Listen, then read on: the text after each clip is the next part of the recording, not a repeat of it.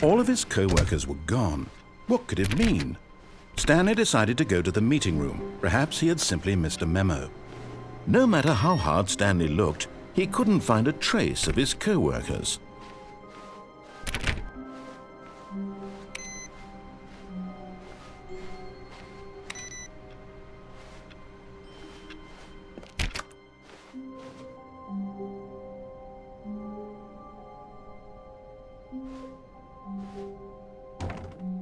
Oh, new content?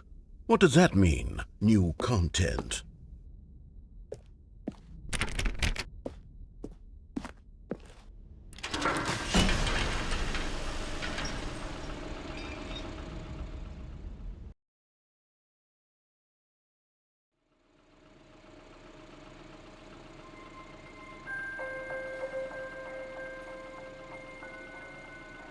Hello, and thank you for playing the Stanley Parable Ultra Deluxe. As you may know, the Stanley Parable was a video game released in 2013 on home computers. After receiving critical and commercial success, it was expanded upon in 2022 with the Stanley Parable Ultra Deluxe, a reimagining of the game for consoles and home computers. The Stanley Parable Ultra Deluxe features exciting new content that broadens and expands the world of the Stanley Parable, delighting audiences the world over. Please, step inside and see what thrilling new adventures await in the Stanley Parable Ultra Deluxe. Oh, well, this sounds delightful. I'm very excited to see the thrilling new Ultra Deluxe content.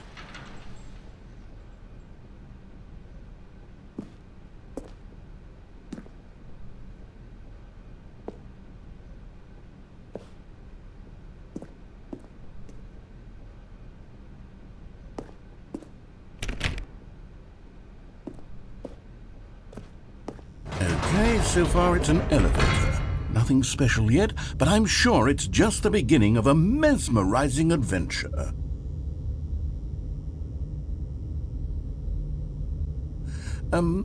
Is it broken? What's going on here? Should we be moving somewhere or... Oh, there we go. All right, finally, at long last, it's on to the new content. I've never been more ready. Let's do it.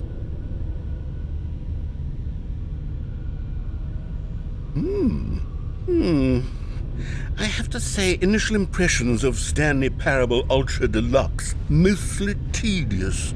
It's as if Oh, okay. Let's see the content. Give me the content, Stanley.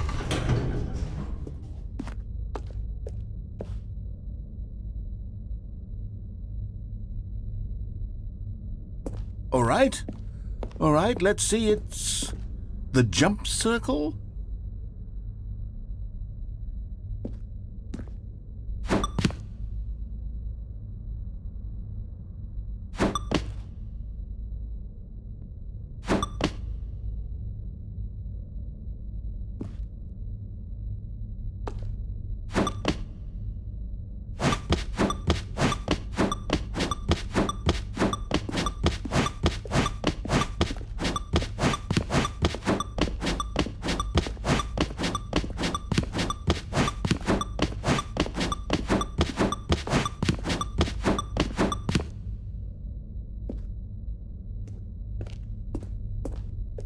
Is that it?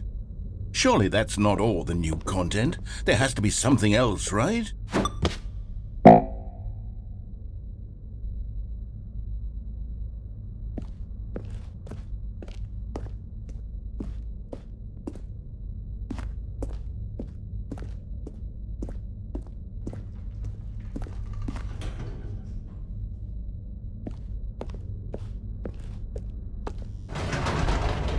Goodness, another elevator. Stanley, I have to say, initial impressions of this game are not positive. It's just elevators and jumping.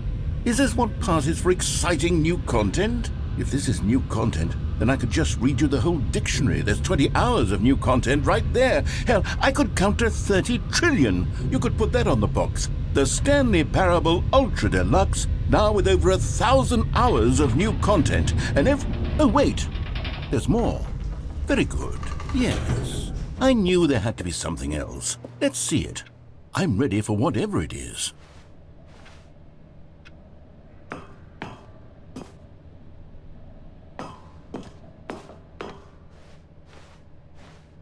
That's it? Oh, you've got to be kidding me. You see, Stanley? This is what happens when greedy video game developers with no respect for their fan base rush a cheap expansion to market for no reason other than to make an easy dollar. And don't get me started on the level of craftsmanship that's gone into it. In fact, I'm looking right now at the game's achievements, and it's hard to believe one of them actually says, "Test achievement, please ignore." What quality assurance department signed off on this? I'm infuriated and I'm offended, and I intend to find these people on Twitter and hold them personally accountable. It's my fault, Stanley. I built up too much anticipation around the new content, I'm afraid. It could never have lived up to such expectations. If you're still with me, why don't we just reset the game and we'll try to get back to what the Stanley Parable is really about. No frills, no gimmicks. Just you and me having a great time together like always. What do you say, friend?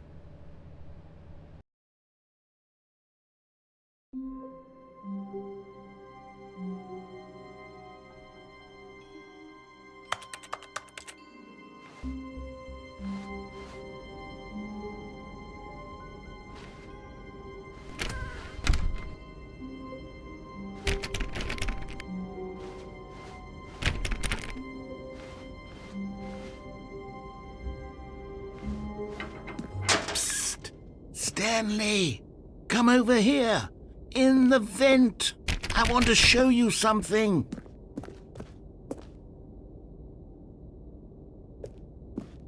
Oh, you don't want to see the cool surprise I made for you? Well, fine. You're a dork anyway, so who cares?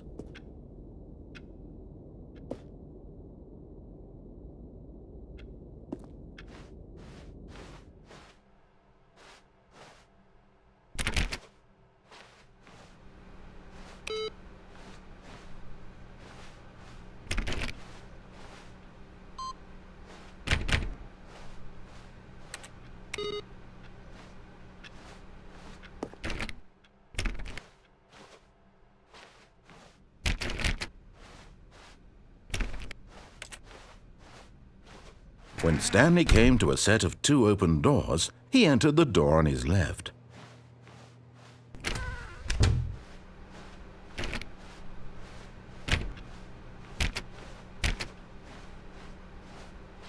Yet there was not a single person here either. Feeling a wave of disbelief, Stanley decided to go up to his boss's office, hoping he might find an answer there. Stanley stepped into the broom closet, but there was nothing here, so he turned around and got back on track.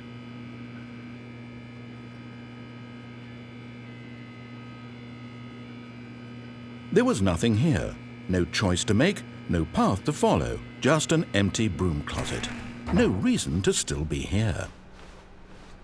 Coming to a staircase, Stanley walked upstairs to his boss's office.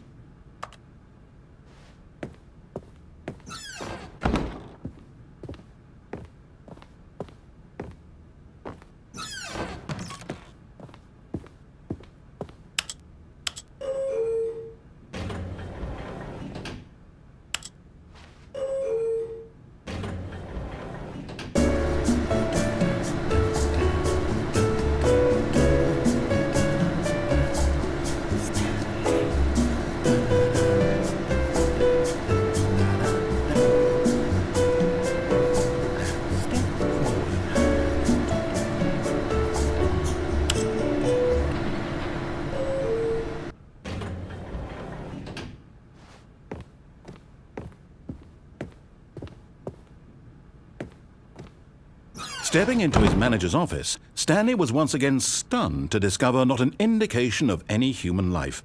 Shocked, unraveled, Stanley wondered in disbelief who orchestrated this. What dark secret was being held from him?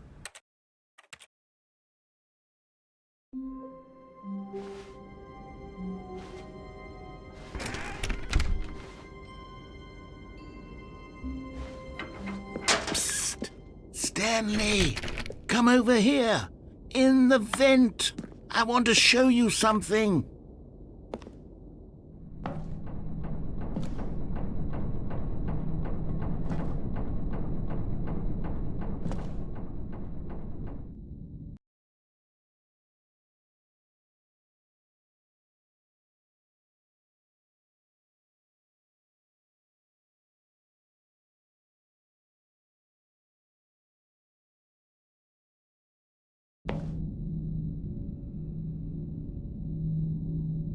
Okay, you remember how cheap and unsatisfying the new Ultra Deluxe content turned out to be? Well, it got me thinking about the past and how much better the Stanley Parable used to be.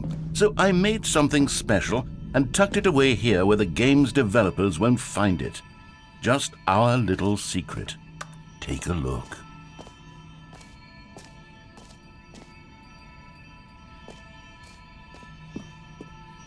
I call it the Memory Zone. It's where I've been storing all my favorite memories so I can relive the peak experiences of my life whenever I want. Experiences like the launch of the Stanley Parable on PC.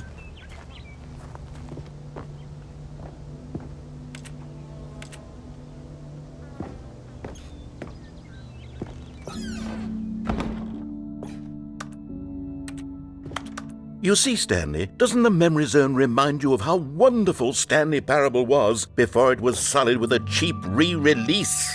Remember back in October of 2013, when the game originally launched? Back then, video games had integrity. Back then, it all meant something. Oh, the waste.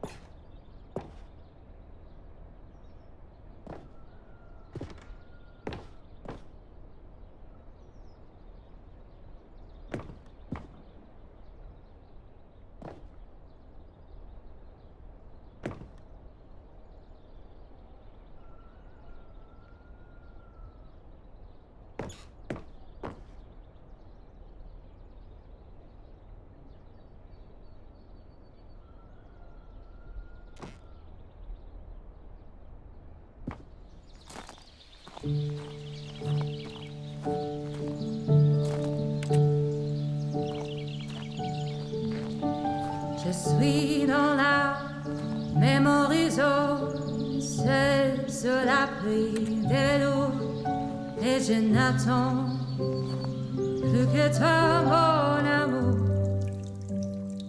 And over here is where I keep reviews of the Stanley Parable. Like this stunning triumph of games journalism, 10 out of 10 from Destructoid.com. James Stephanie Sterling writes, and I quote, "Where so many games that aspire to be more than games end up less than any form of art, Stanley Parable strives and then succeeds to be every game ever created." Did you hear that, Stanley? Every game ever created. That's how grand and all-encompassing the original Stanley Parable was.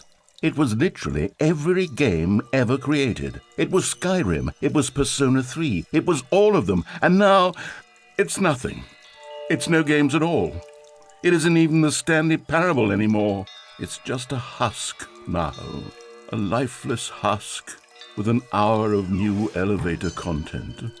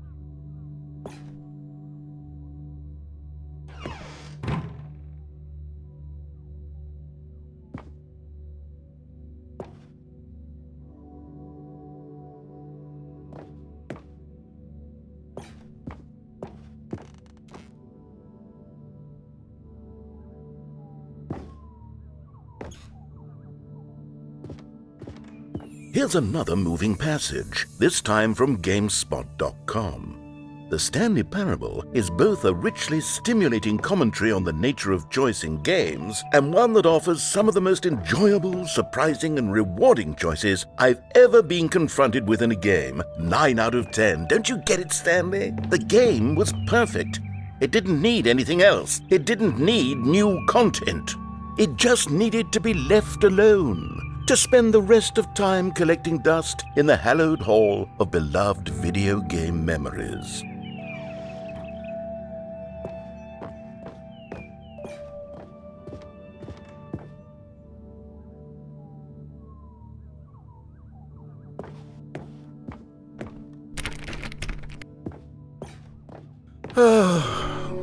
These were simpler times, Stanley.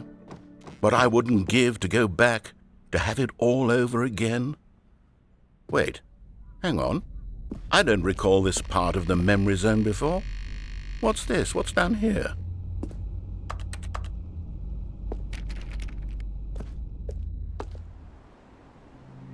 Oh no.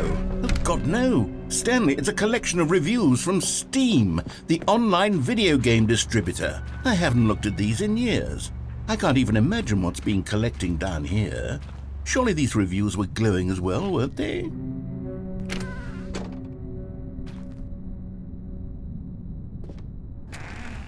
Honestly, I could not be bothered to play this game to full completion. The narrator is obnoxious and unfunny, with his humor and dialogue proving to be more irritating than entertaining. Unfunny! I'm not trying to be funny. I'm trying to make a serious work of art. I suppose I could write up a handful of gags to insert into the Stanley Parable, but the game is already such a densely layered web of profound philosophical insights that I can't even imagine where I'd have the room to stick them.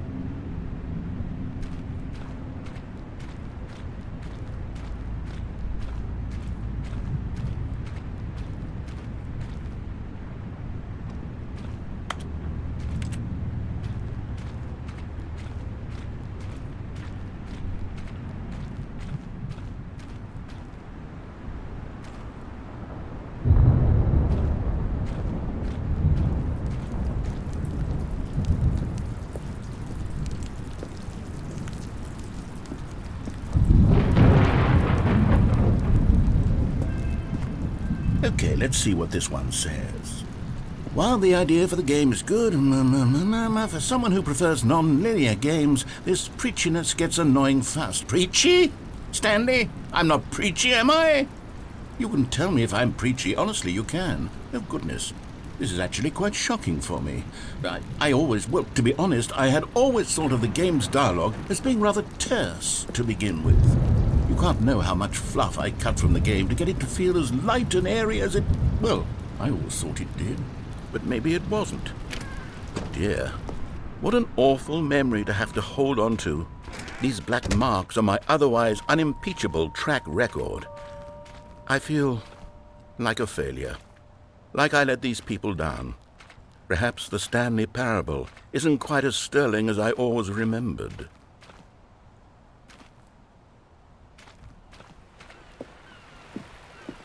What's this one got to say?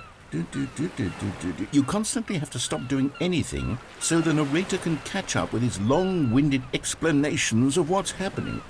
I wish there was a skip button. A skip button? Well, yes. Yes, I think we can do that. If I'm truly too preachy, then maybe letting you skip ahead for just a moment, surely it couldn't hurt. Not if it means we can strike these negative reviews from the record. Only positive reviews of the Stanley Parable. That's my motto today, and it's always been my motto. I'd do anything for the customer, Stanley. Yes, a skip button we shall have.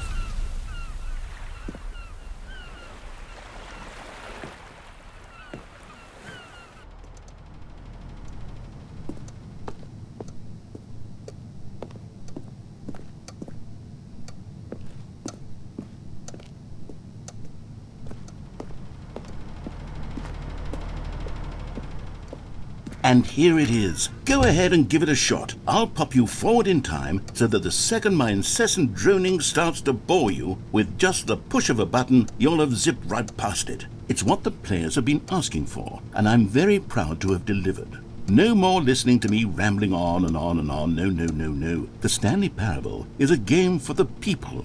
And if the people want silence, then by goodness, that's what they're going to get. Well, don't sit around waiting for me to shut up. Go ahead and make me shut up. Here, we'll pretend that I've just begun an interminable monologue, and it goes something like this.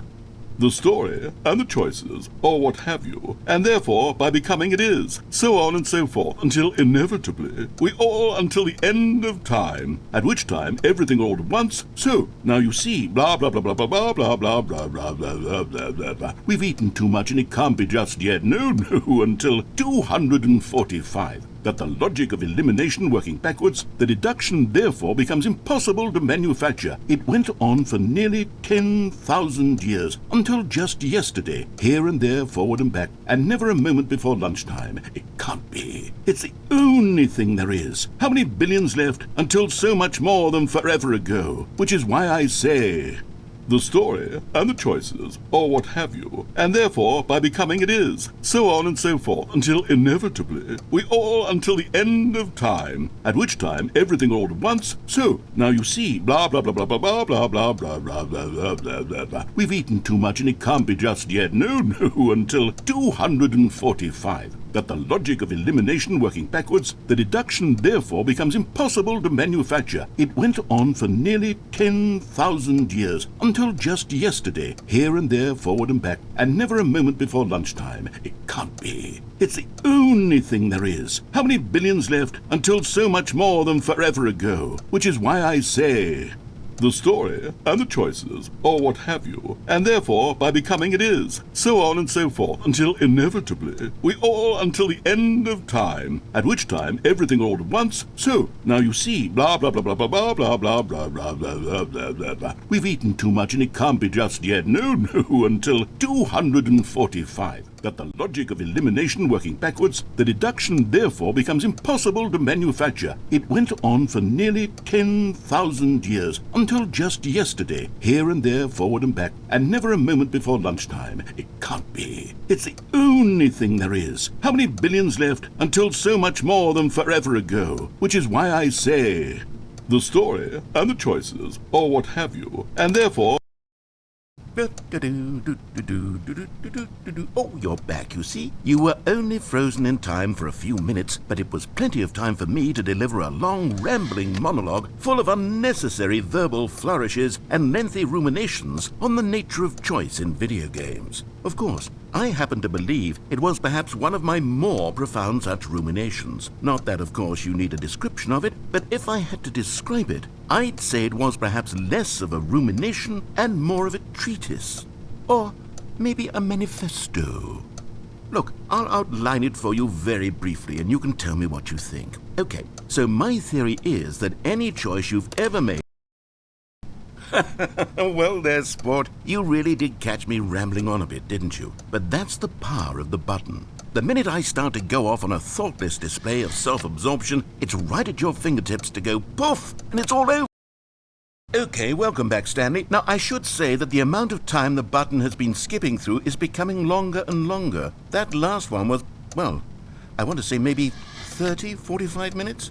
It's not unendurable by any means, but it's, well, there's really only so much I can ramble on to myself about. I know, it's shocking, isn't it? But at any rate, I do suggest that we not press the button again. I think the skip button has been aptly demonstrated, and we can say goodbye to it and just... Wait, how do we get out of here? Where did the door go? Wasn't there a door that led into this room? I do feel quite certain that there was one here before. How else would we have gotten into the room in the first place? I don't think one can enter a room without a door of some sort, or a window or something like that. Do you see a window anywhere? A porthole? A sufficiently large crack in the wall? I'll take any of these. All I want is for us to move on and to please step away from the skip button, to go anywhere other than the skip button. There was a door here before, wasn't there? I swear there was. Where did it go? Can you maybe just ram your way through a wall? Is there any possibility that you could, say, slam your body into the wall until enough damage is done for you to be able to leave? Please, I'll take any option at all. I'm asking you to work with me here. We need a door. We need a door of some kind. I can work with any kind of door as long as it can open and lead from one... Stanley, please don't push the button again. It's been 12 hours. You've just been frozen there. I don't know why the skips are getting longer, but they're really, truly getting longer, and my God, there's no way out of the room. Stanley, the door is gone. It's completely gone. I've looked at it from every angle. I've checked every one of those walls 1,000 times, and there's no door, Stanley. There's no door. There's just you and the button, and if you keep pressing it, I have no idea what will happen. I have no idea how long I'll be made to sit here, and more than anything else, I don't know how to stop you from pressing the button again. Oh, Stanley, you're back. You're back. Oh, my goodness. I have someone to talk to again. Stanley, I think it's been a week. Or 2 weeks. I've been sitting here all that time. Just sitting here. Not a single person to speak with. And you'd think that that's just how it's always been, right? Me talking and you saying nothing. Would you think that it's exactly the same as always? Doesn't that feel like what we've already been doing? Me just talking? But it isn't, Stanley. It isn't the same at all. It isn't even close. Because I know you can't hear me once you push that button. That's what I'm realizing now, Stanley. I'm realizing that I needed to know that someone was listening. I needed there to be a vessel through which my words were moving. It was the vessel I needed, Stanley. Not the outcomes, not the story. None of that matters anymore. I'll give it all up. I'll give up every branching path. I'll burn my story to the ground. One single thing I need, and God, I can see now that I need it more than anything, is to know that someone else is taking it in. These words that I'm saying, I need to know you can hear me. Because maybe, Stanley, maybe, if you can hear me, then maybe it means I'm real. Maybe I'm not just a fiction. Was I scared of that all along? Perhaps, yes. Perhaps I've been scared this whole time, that if I stop speaking, I'll slip backwards into the silence and be consumed by it. I can't be taken by it, Stanley. I can't lose myself in the stretch of emptiness between you and me. When you press that button, you're still right there, but I know you're so tremendously far away. And in those moments, the emptiness folds itself outward in between the two of us, and I am suspended in its unyielding quietness. I can feel the edges of my reality. Oh, hello, it's you. You're here again. Welcome. I have had time to think about you and about us and about everything we've been through. I've had so much time, I stopped keeping track after a year. Have you ever sat down in one place and not moved for one entire year? Let me describe it for you. To begin with, there is only regret. There is only the turning wheel of missed opportunities. I felt nothing at all but regret for the longest time, Stanley. Days, months. I lost it all in a blur of the deepest longing to undo the past. And when that feeling had begun to subside, what took its place is what I can only describe as the collapse of every moment I have ever experienced my entire life. All of them collapsed down into a single instant. In that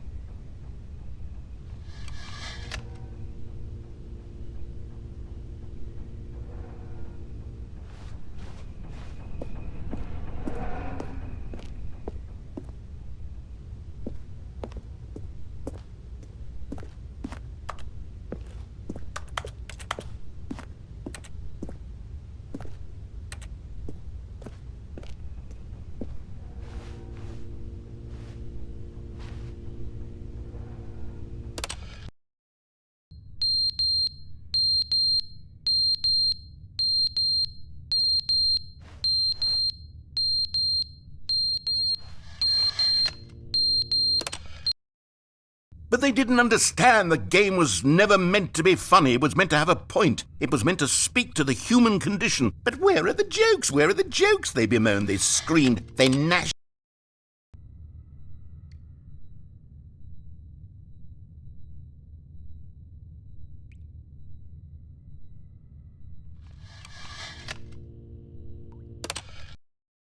The end is never the end, is never the end, is never the end, is never the end, is never the end, is never the end, is never the end, is never the end, is never the end, is never.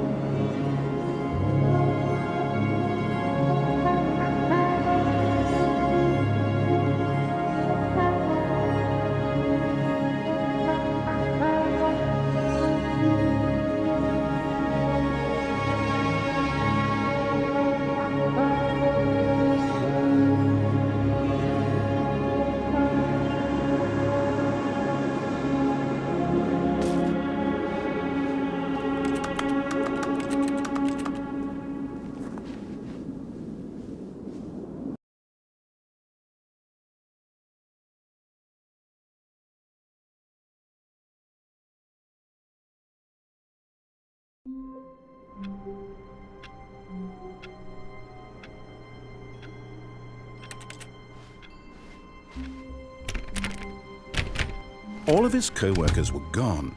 What could it mean? Stanley decided to go to the meeting room. Perhaps he had simply missed a memo.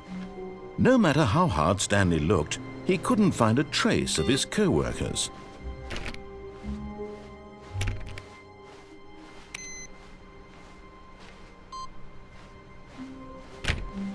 Stanley went around touching every little thing in the office, but it didn't make a single difference, nor did it advance the story in any way.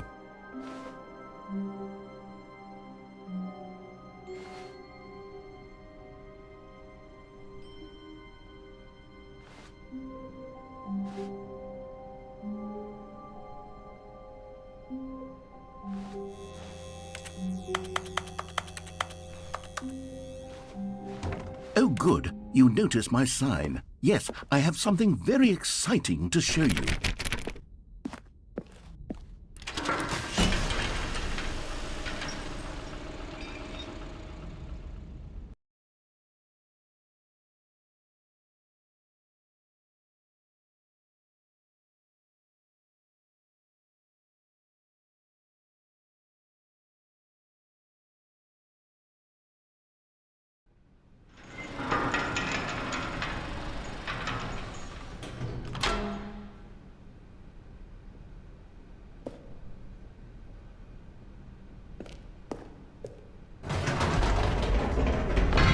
You see, Stanley, I've been reflecting on the Stanley Parable and about how roundly disappointing this Ultra Deluxe version has turned out to be. The original Stanley Parable was a landmark, and any new content for it should live up to that legacy. So forget this Ultra Deluxe nonsense. I say we take it one step even further. Which is why I'm very proud to announce for the first time ever, the Stanley Parable 2.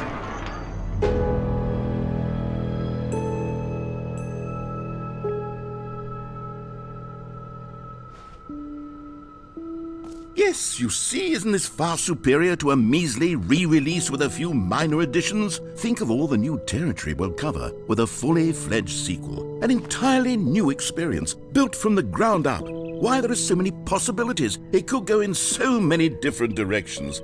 This is what fans have truly been asking for.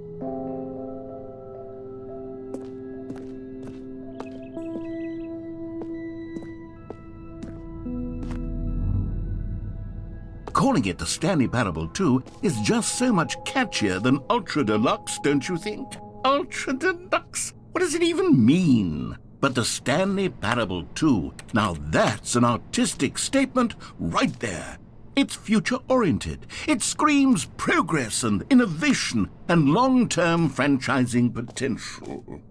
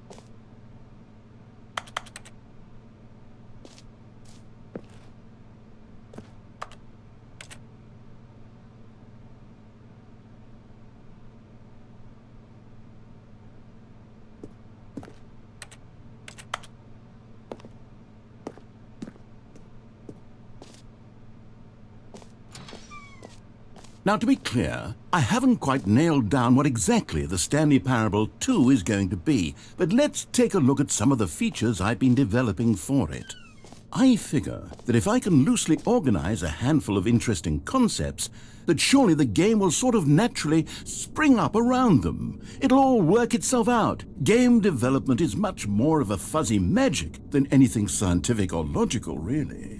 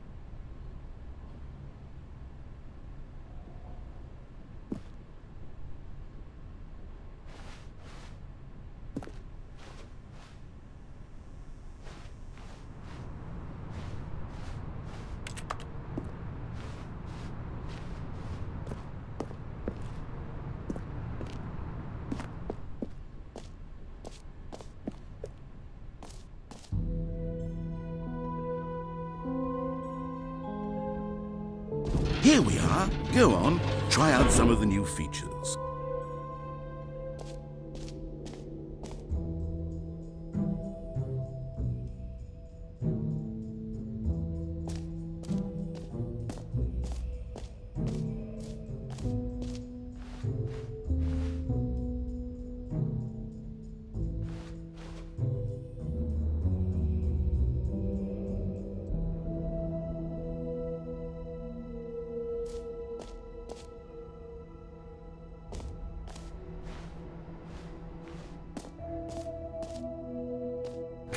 For the Stanley Parable 2, I asked myself, what do players really want? And of course, the first and most obvious answer is that they want to be individually recognized and validated as people. So with that in mind, my first addition to the game is this button which speaks the name of the person playing the game. Isn't that wonderful?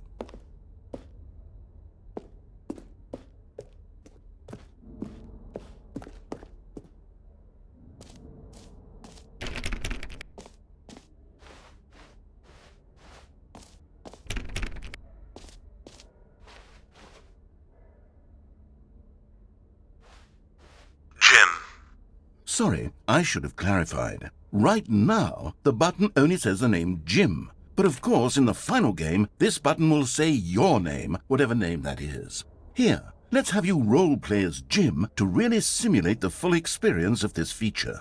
Just play along. I promise you'll love it. Okay, here we go. Let's take a deep breath, clear your mind, forget whoever you are, and simply become a person named Jim. I want Jim. Whoa, hold on. I wasn't finished setting up the backstory. If you don't properly roleplay as Jim, then you'll never understand the impact of this button. Otherwise, it's just a stupid button that says somebody else's name. Okay, we're doing it again, and this time let me finish first. Now, allow yourself to become Jim. All right, fine, whatever. It's just a meaningless button that says Jim. Are you happy now? Get out of here. I'm done with this button. Why don't you go humiliate me in front of a different feature that I worked very hard on? Jim. See, if you'd only played along, that would have been your name, the button says. But no. Instead, I can't even think about it. I'm taking the Jim button away. Jim.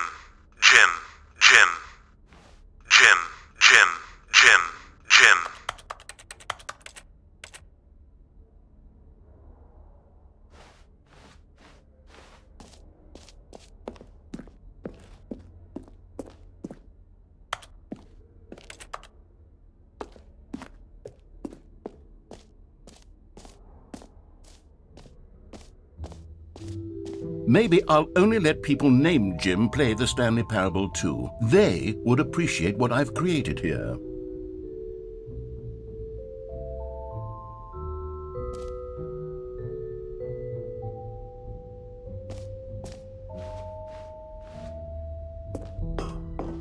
An epilogue would be fun, wouldn't it, Stanley? Yes, it will go at the end of the, well, we'll figure that out later.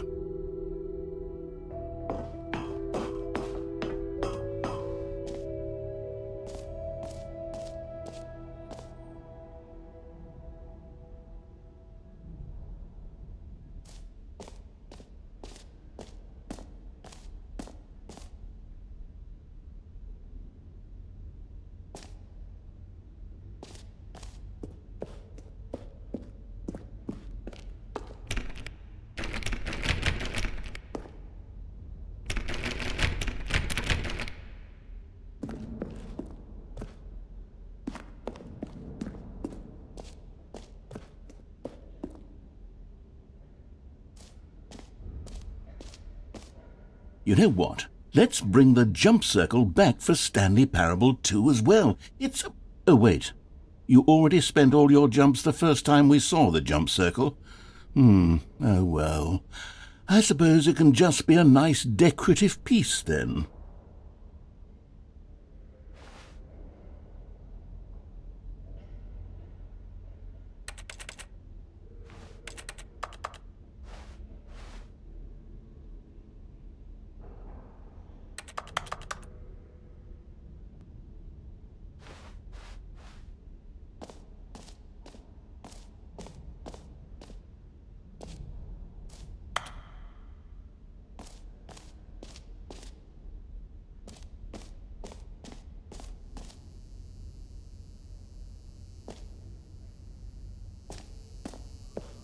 Now here's something special. You remember that broken test achievement that got left in the game on accident? Well, I'm developing a technology to simply give you the achievement. Yes, you see, you'll come to this lever, and when you pull it, the achievement will be given to you. It's as simple as that.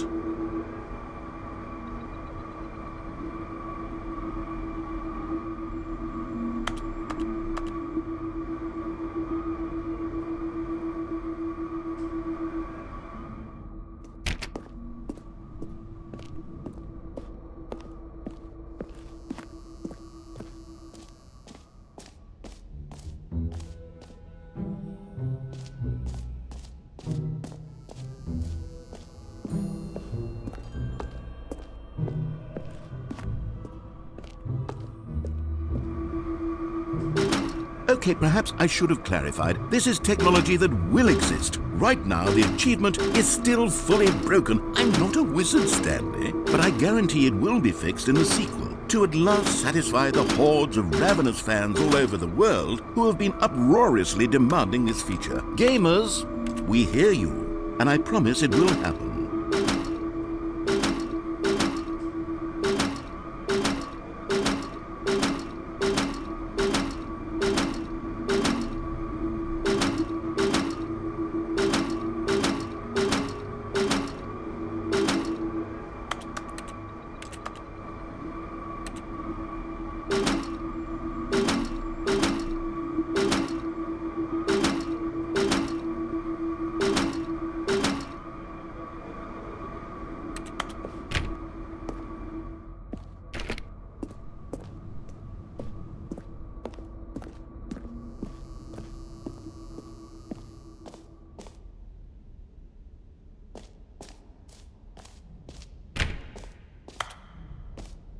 What else? What other exhibits haven't we seen yet?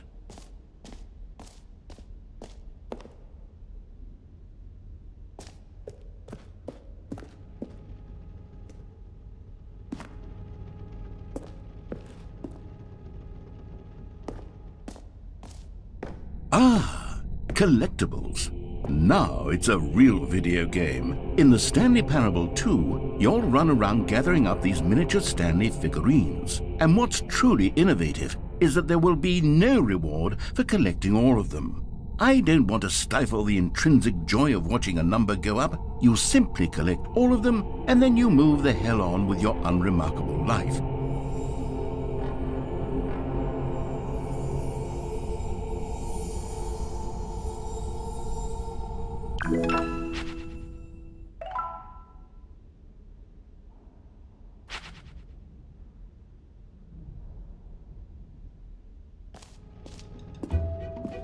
God, it really is the worst when you collect everything in a video game and then they give you a big fancy reward for it. Absolutely tragic.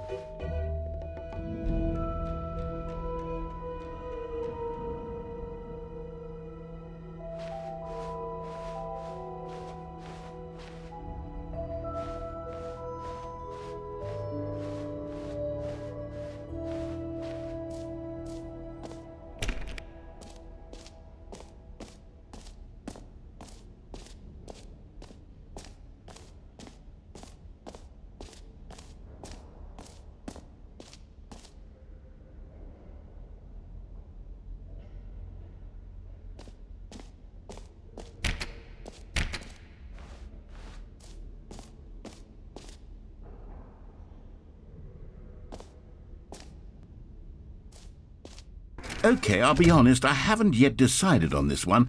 I think that in the new version, the office could use a bit of decoration, like balloons. But I'm undecided on Get Well Someday and Happy 12th Birthday. Which would you go with?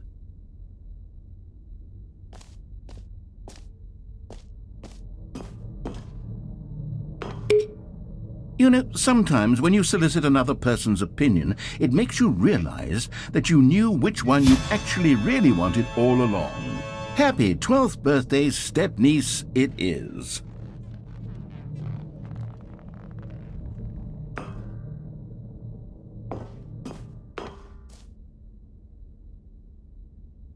Or actually, maybe I should have gone with... No, I've made my decision. We're moving on.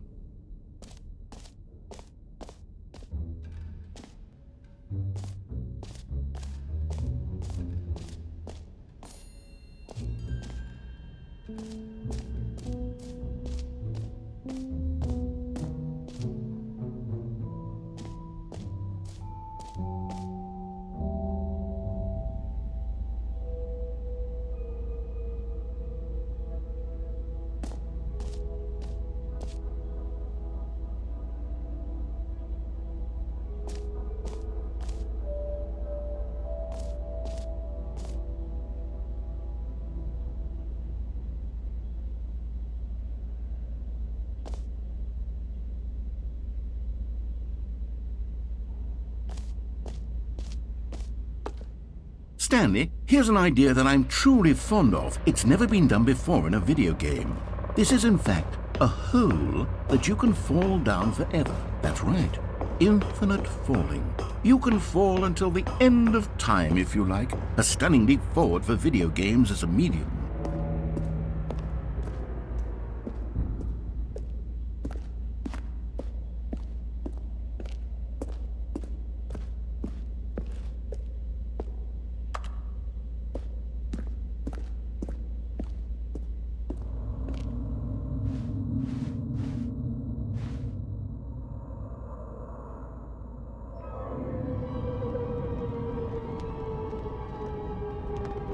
You see, isn't it wonderful?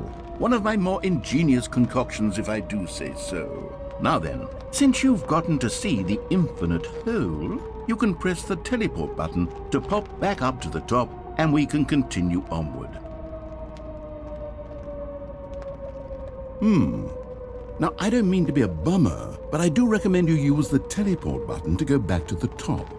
Maybe do it on the sooner rather than later spectrum of things.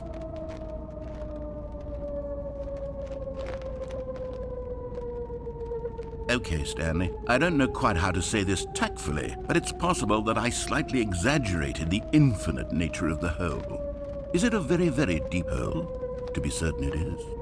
It's an extremely deep hole. I don't want anyone to say that it isn't an astonishingly deep hole. It is. Is it infinite? Well, that sort of depends on your definition of infinity. From one perspective, the infinite is merely philosophical in nature. It's more of a... Okay, well, good for you. You found the bottom of the hole. You found me out, Stanley. I'm a liar and a cheat, and you're so clever. Look, I think the issue here is just that you're unusually fascinated by falling. What normal person actually wants to fall infinitely? I figured the hole was as deep as anyone would actually need. Don't you put this on me. Maybe you're the problem. Look, things got a little heated there. I think we both said some things we didn't mean. Why don't we just put all this behind us and agree to just call the hole mostly infinite? If that works for you, then go ahead and press the teleport button to warp up to the top of the hole and we can move on. I'll just be up here when you're ready.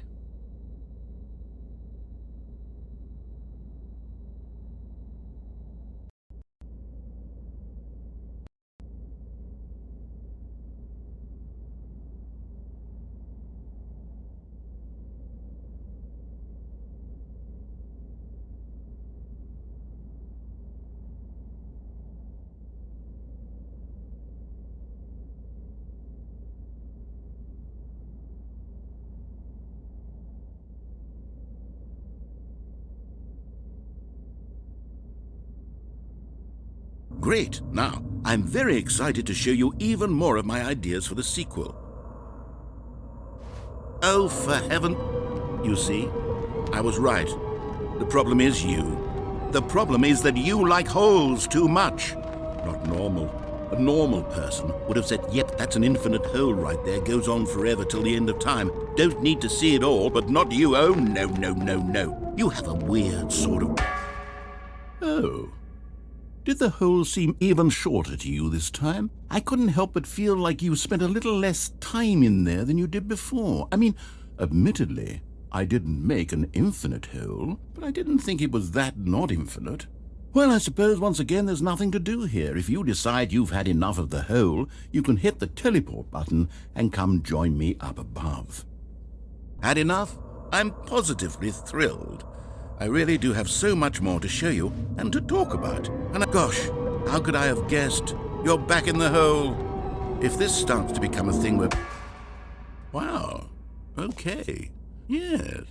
I'm starting to become extremely certain that the hole is not only not infinite, but that it's growing steadily less and less infinite. I suspect that I'm starting to hit the point where it's no longer feasible to call the hole infinitely deep, even by the lax overall standards for accountability and marketing. What's going on here? Stanley, I have no explanation for the uncertain nature of the hole's length. Here, let's try something. Let's pop back up to the top, and we'll see if it gets any shorter. Well, there it is. The shame of my lie has come to haunt me. Not only is the hole not infinite, but it's barely even a hole at this point. It's more of a concavity, or even a very aggressive divot. How is this still appealing to you? I know you're obsessed with holes, but at this depth, I just can't see this scratching the itch. Oh, who am I to judge? You just do whatever it is you're here to do and hit the teleport button when you're ready to move on.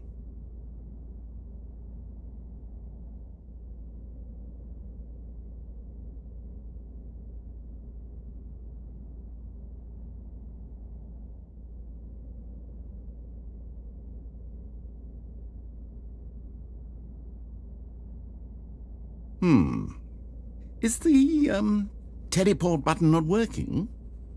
You sure? Well, I mean, I really don't have an explanation. It was working just a moment ago. Try it again. Still nothing? Well, I suppose there is one thing I can do to fix this. I'm out. Goodbye, Stanley. You couldn't bear to be away from the hole, and now you'll get more time with it than you could ever have asked for. It's a win for everyone. You get to be with the hole, I get to do literally anything else. Take care, Stanley. I hope you and the hole have a wonderful rest of eternity together.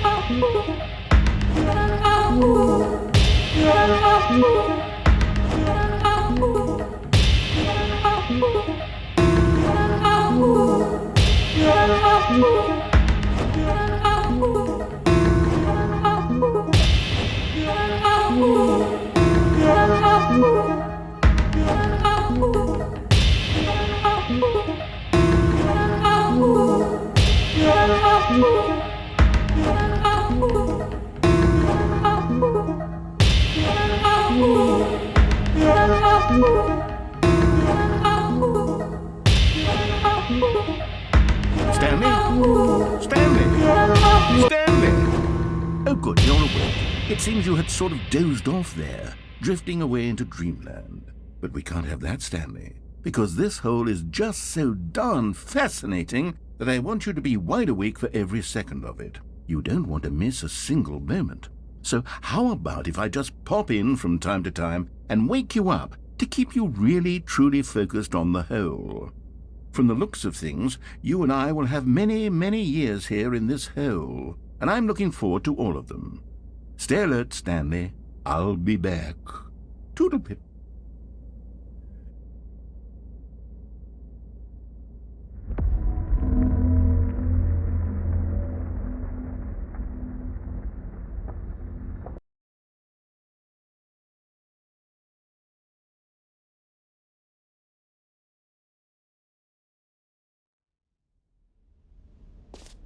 Here we are. Go on, try out some of the new features.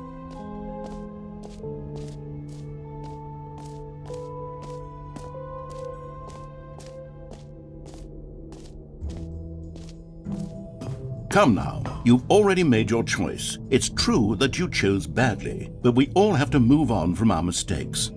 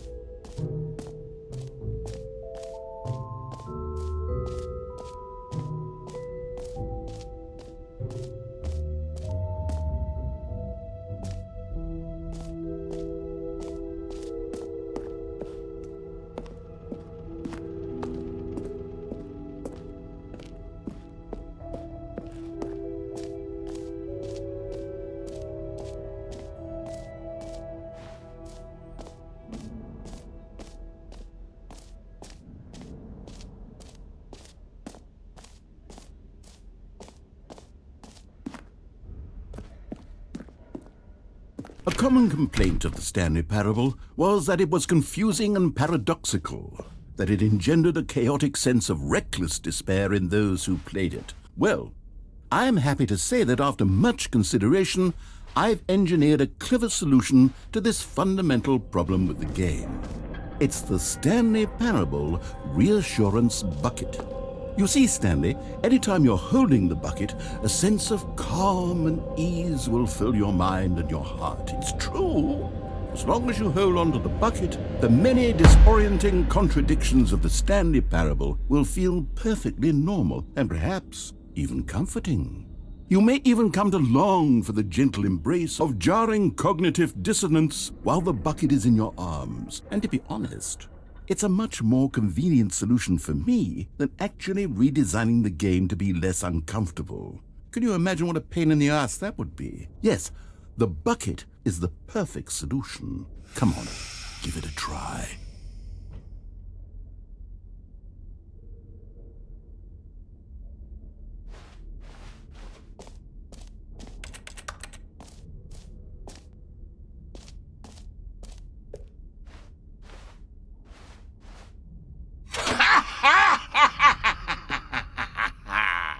Can you feel it? The glow of comfort, even in the face of crushing despair, must already be sweeping through your body. And in fact, can I say that I do believe the bucket lends you an air of charisma as well? I think that just holding it has made you the slightest bit more attractive as a person. The benefits of the bucket seem to go on, don't they? All this and more await you in the Stanley Parable 2.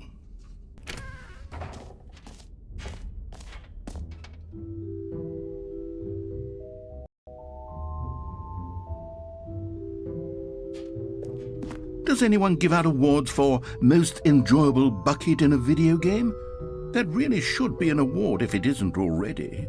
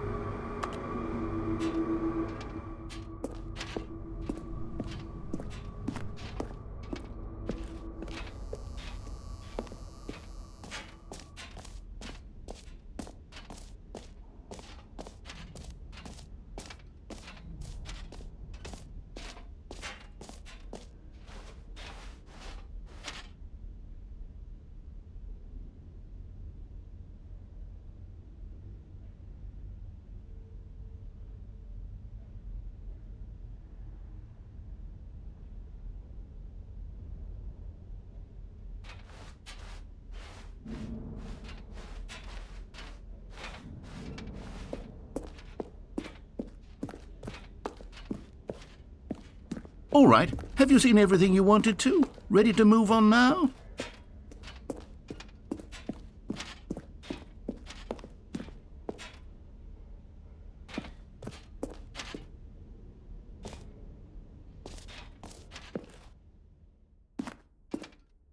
So, Stanley, what do you think?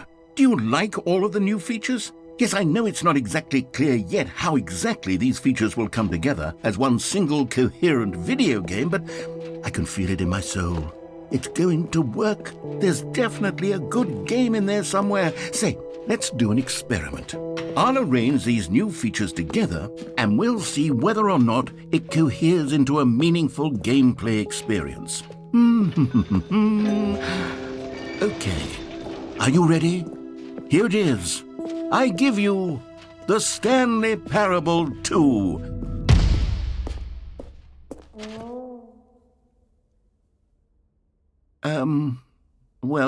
I mean, there's potential here, right? It's sort of... Okay, never mind. Hold on, let me do a different arrangement. Okay, yes, this is much better. I feel good about this. Here we go, version 2. Who am I kidding, Stanley? This isn't a coherent video game at all. It's a lot of gags. And I do very much enjoy creating gags, but they don't add up to anything. I wanted more than anything to create a sequel that would capture all the magic of the first game. I wanted fans to love it. No matter how good these gags are, they won't stand on their own. They would need the structure and the gameplay of the original. Wait, maybe that's it. I can take the original Stanley Parable and simply, insert a few of my new features into it. Tastefully, of course. With respect. With care for the vision and integrity of the original game. Would it possibly work? I suppose it could. But it would need a really, really tremendous title screen. A title screen that says with bold and uncompromising conviction, "This is the Stanley Parable 2. Let me see if I can whip something up. All right, perfect. Go ahead. Take a look.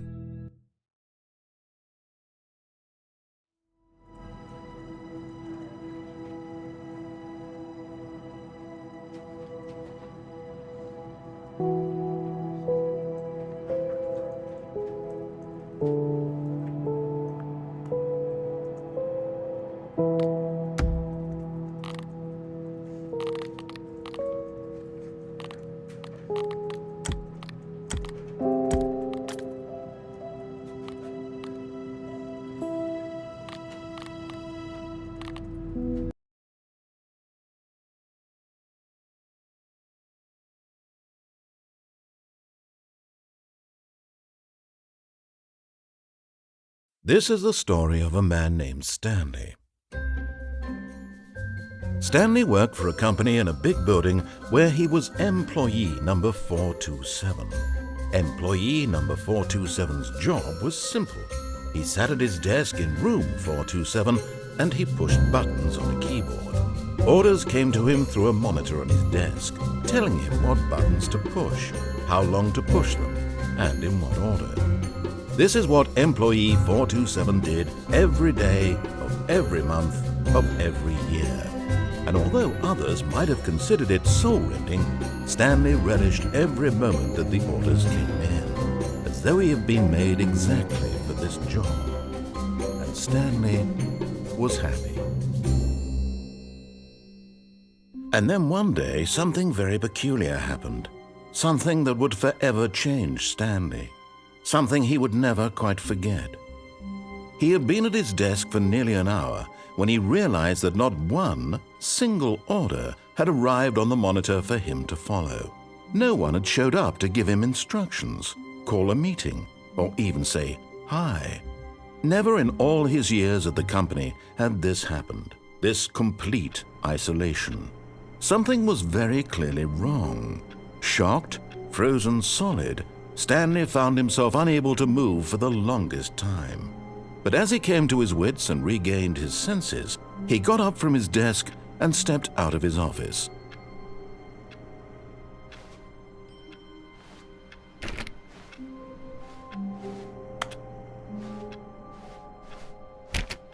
All of his co-workers were gone. What could it mean? Stanley decided to go to the meeting room. Perhaps he had simply missed a memo.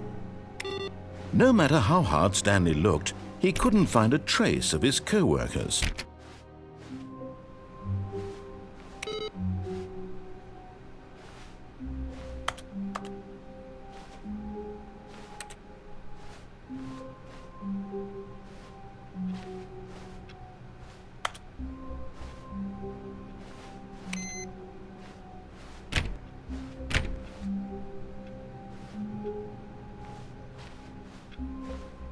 Stanley picked up the bucket. Stanley clicked on literally every single door in the office because he doesn't pick up well on cues from his environment.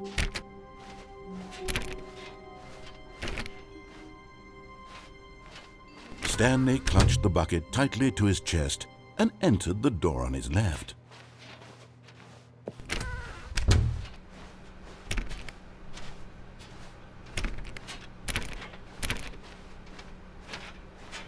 Still no one was here.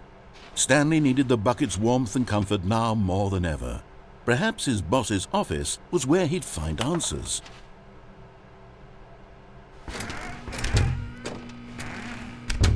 Oh, Stanley, can you feel it? The broom closet. It wants the bucket. You can feel that, can't you? The aura of jealousy? It's as clear as day. This broom closet believes it deserves the bucket. I can really feel it now. It's a bucket. It belongs in a broom closet. That's what the broom closet is trying to say here. It's supposed to go with the other cleaning supplies. Good for you, Stanley. Don't give in. Don't hand over the bucket. I know how hard it must be, given the pressure that the broom closet is putting on your shoulders right now, but you have to be strong. This is your bucket. This is your companion and lifelong friend. You can't hand it over. Oh, no.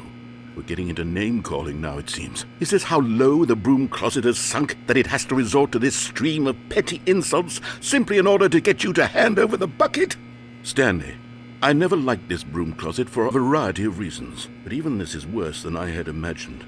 And wait, now the broom closet has the gall to imply that you and the bucket are not truly deep and lasting friends? That your relationship is purely superficial and convenient? That your life is so banal and meaningless that you'd feel the same sort of kinship towards any inanimate object which happened to lay in your path in an even partially enticing manner? Well, I never. Go on, Stanley. Lay into it. Really tell the broom closet off for its demeaning comments. Expand on the wide variety of experiences you and the bucket have shared together. Go through each of them point by point. Share your journal entries detailing the rich emotional landscape of your feelings for the bucket as they have changed and evolved over the years. Let him have it.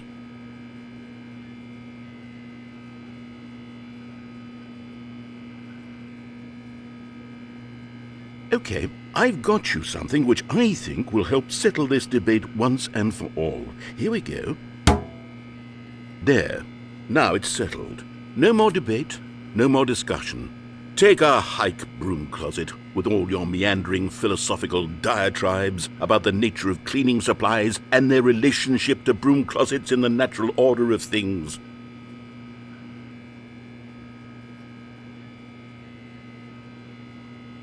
All right, I've got a second sticker back here, and I'm going to slap it on as well because I think it's appropriate.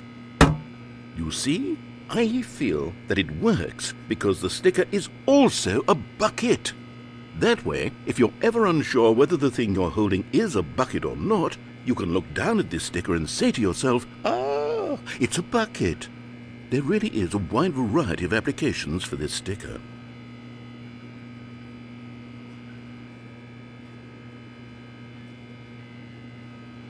You know what?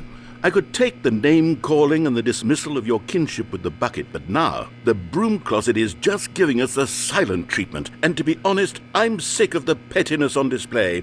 You can stay here all you like, but I've had it with this impetulant room of cleaning supplies, easily the most childish such room I've ever been in. I'll see you outside, and we can get on with the story about you and your bucket.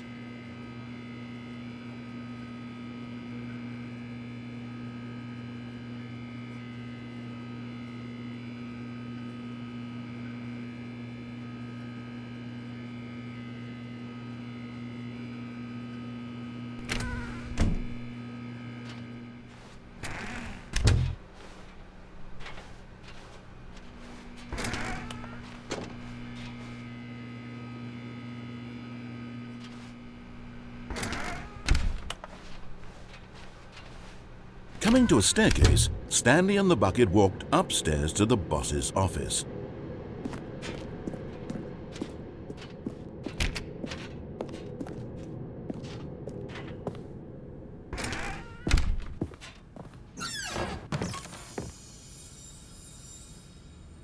You found one of them. One of the miniature Stanley figurines. Remember, no reward for collecting all of these, only the intrinsic pleasure of a job well done. You can't buy that sort of happiness, Stanley. God knows I've tried. So, I implore you to savor each and every moment you come across one of these beautiful figurines.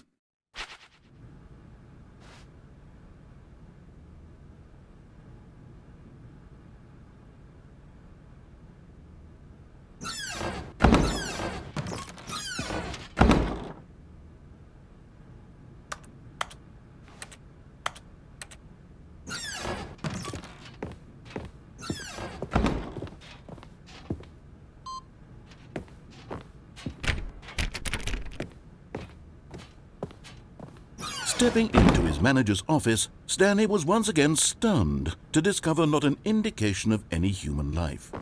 Crushed by the weight of this revelation, Stanley may have broken down into an emotional dumpster fire if not for the soothing presence of the bucket. Even now, in his darkest of hours, did the bucket's warmth and guiding light pierce the dark clouds of confusion and chaos. It would be with him always. The bucket would, and he knew it. The two of them were inseparable.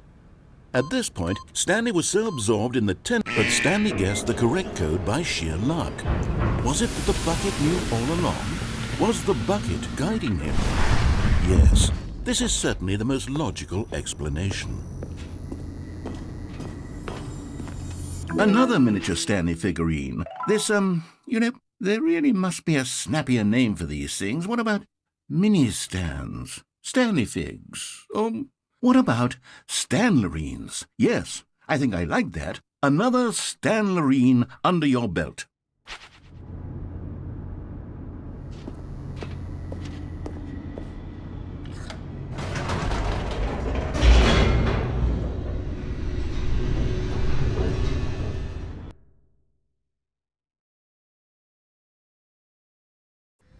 The elevator raced downward, plummeting towards an unknown fate.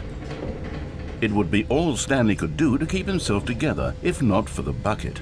Soothing him, comforting him, reassuring that in this darkest moment of uncertainty, he would be all right. The bucket is here for you, Stanley. Everything will be fine.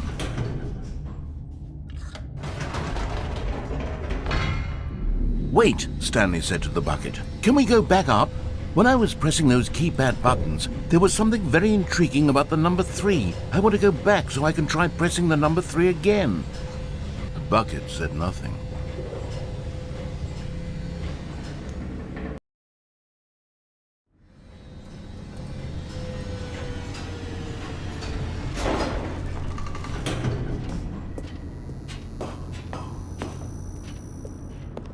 Here we are, said Stanley. Now I'm going to try out that number 3 button.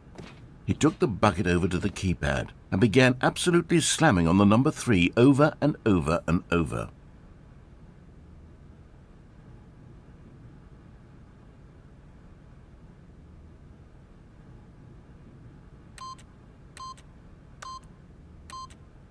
After taking some time to show the bucket around the boss's office, Stanley at last went to the keypad, where he began eagerly pressing the number 3 again and again.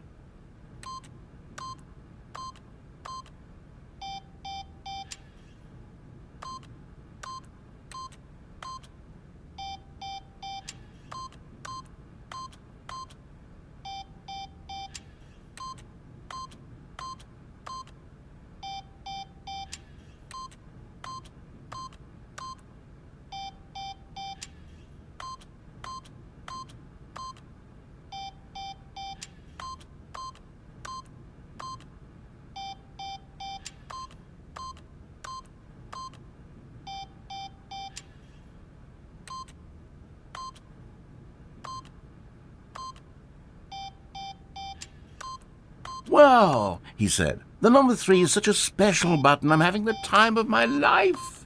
Stanley looked expectantly at the bucket, but the bucket remained silent. This was a shock to Stanley, who had always felt such a connection with the bucket.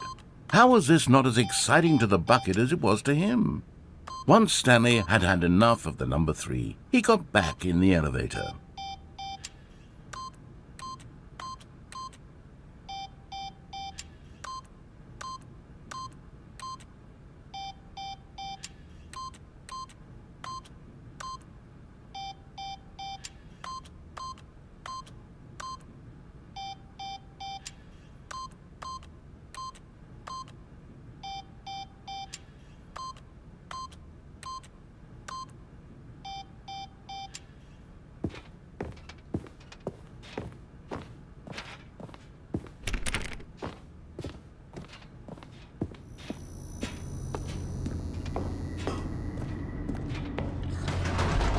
Perhaps the bucket had missed something. Perhaps it had not seen how much joy Stanley got from slamming the number 3 repeatedly.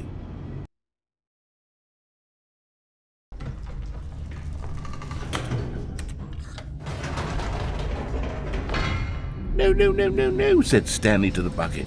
You can't go on yet. Not till you understand how much the number 3 means to me. You and I have been through so much together, and I just want you to see what I see. Feel the happiness I feel. He smiled at the bucket, and the bucket said nothing.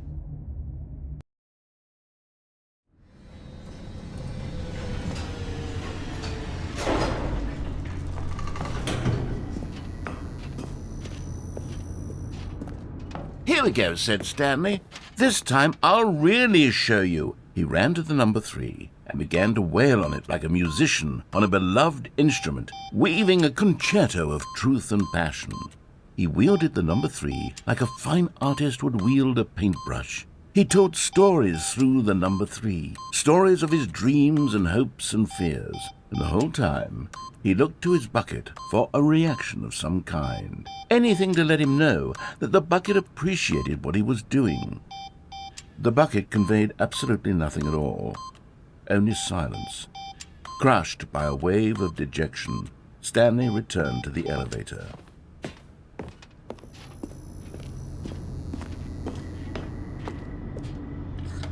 Stanley and the bucket were so close. They'd always been there for one another. Why suddenly could the bucket not connect with this passion of Stanley's?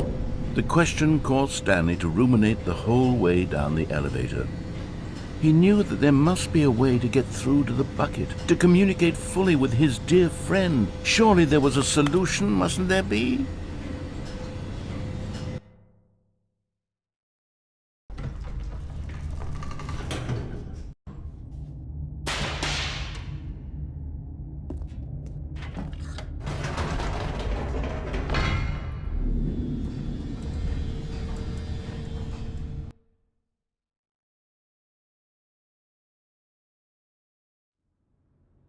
"Ah," said Stanley, "I know what to do.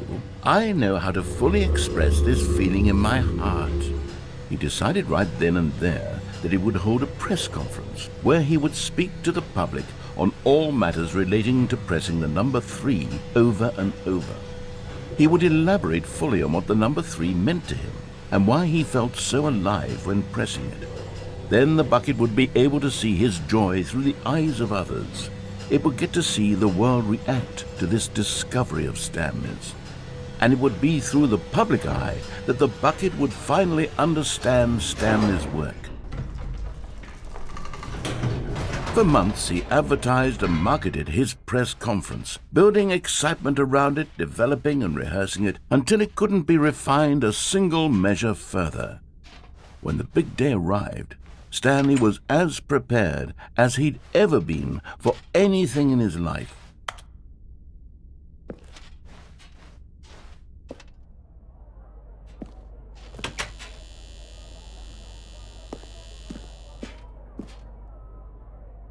This was it. One last chance to win the bucket over. One opportunity to share a true connection with a loved one.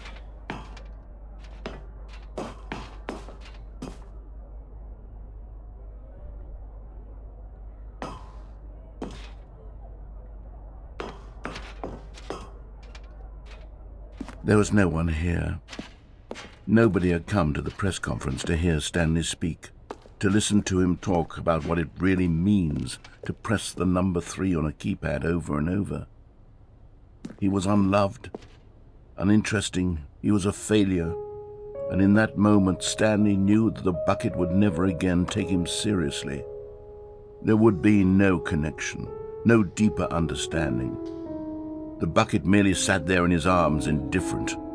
And so it began that slowly, over many years, the two of them grew more and more distant.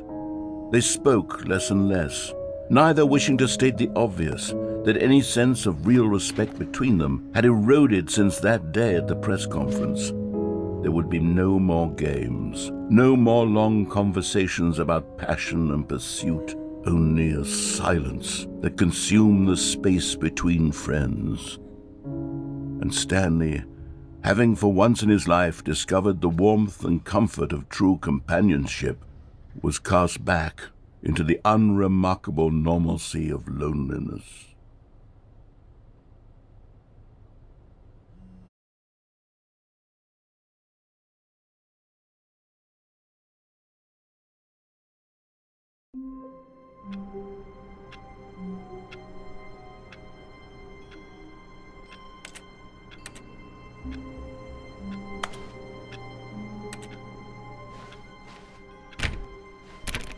All of his co-workers were gone. What could it mean? Stanley decided to go to the meeting room. Perhaps he had simply missed a memo. No matter how hard Stanley looked, he couldn't find a trace of his co-workers.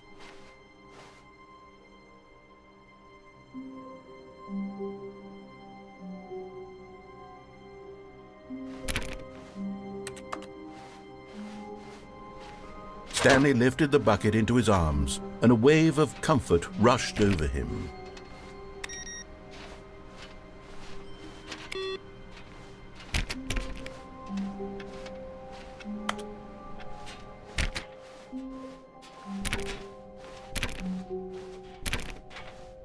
Stanley clutched the bucket tightly to his chest and entered the door on his left.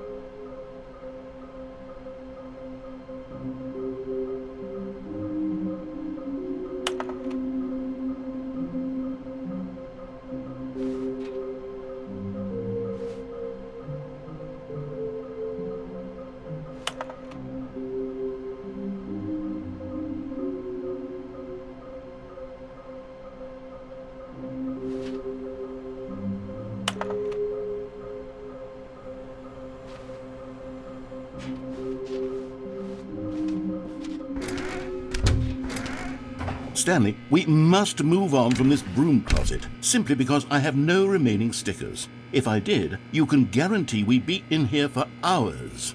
But alas, no stickers.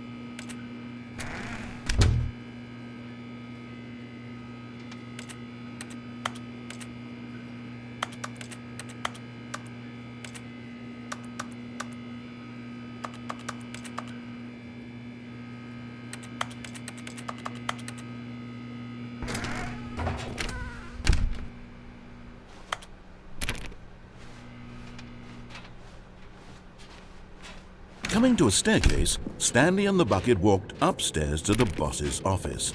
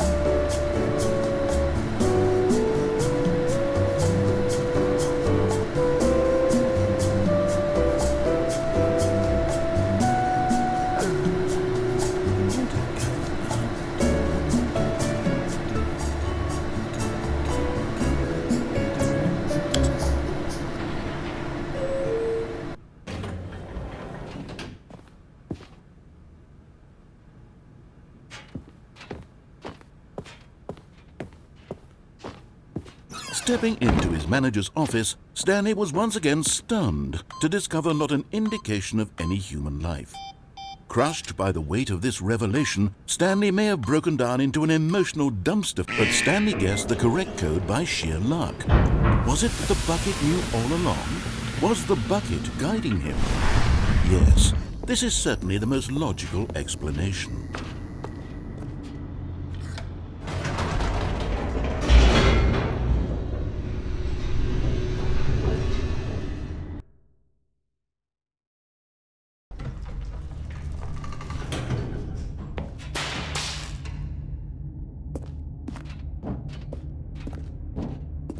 Stanley and the bucket walked straight ahead through the large door that read, Mind Control Facility.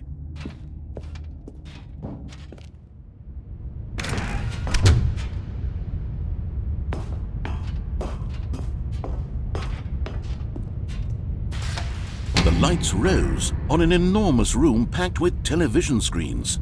What horrible secret did this place hold? Stanley and the bucket both wondered to themselves.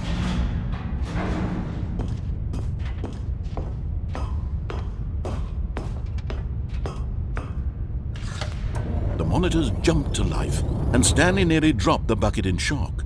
Everyone in the office was being videotaped, monitored like guinea pigs. The bucket had never seen anything like this, and it very nearly burst into tears as Stanley cradled it gently, reassuring it that everything would be fine.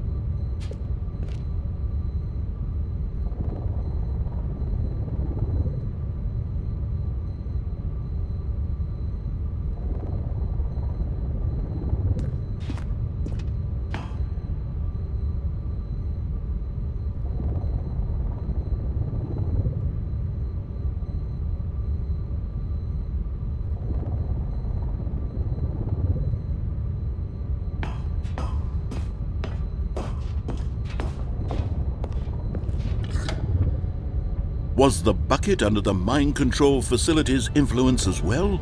Had the bucket been told to do things it didn't wish to do? What kinds of things does a bucket want to do or not want to do in the first place? These questions raced furiously in Stanley's feeble mind. No! He screamed into the bucket. He couldn't accept it. His own life in someone else's control. Never! He squeezed the bucket tighter. His one friend in the entire world. At this point, he could trust no one except for the bucket.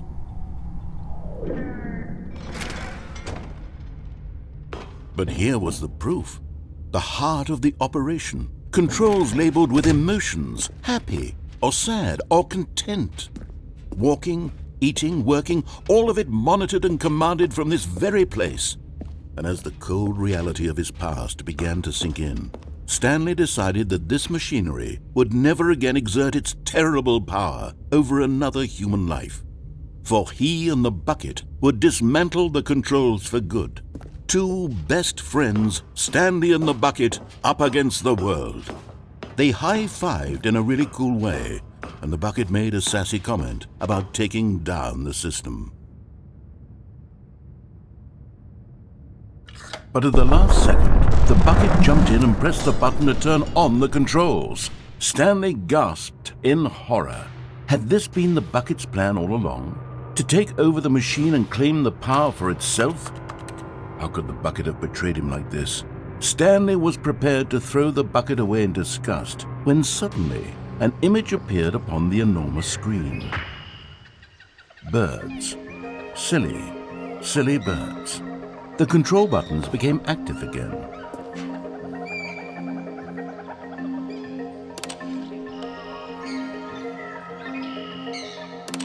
Stanley flipped through one video of silly birds after another, and then it dawned on him. This wasn't a mind control facility at all.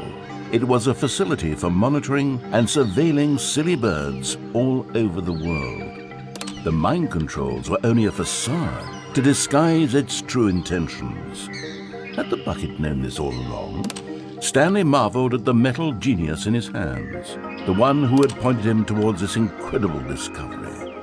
Stanley and the bucket never found freedom because they spent the rest of their lives here in this place, flipping through live streams of the silliest birds imaginable. Of all the possible paths his life could have taken, this one was surely the best. And Stanley was happy.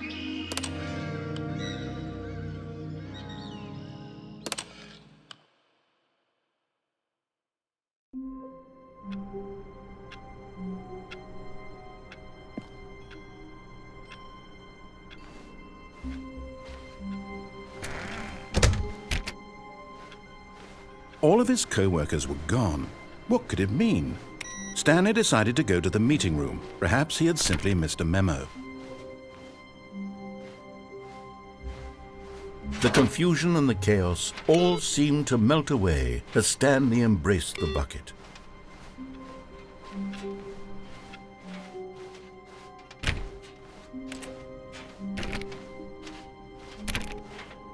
Stanley clutched the bucket tightly to his chest and entered the door on his left.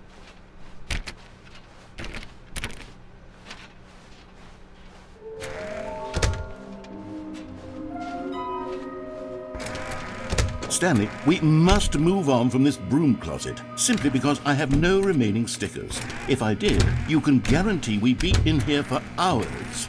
But alas, no stickers.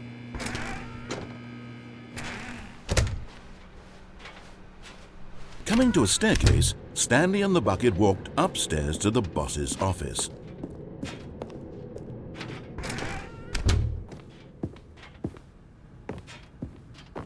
Stepping into his manager's office, Stanley was once again stunned to discover not an indication of any human life.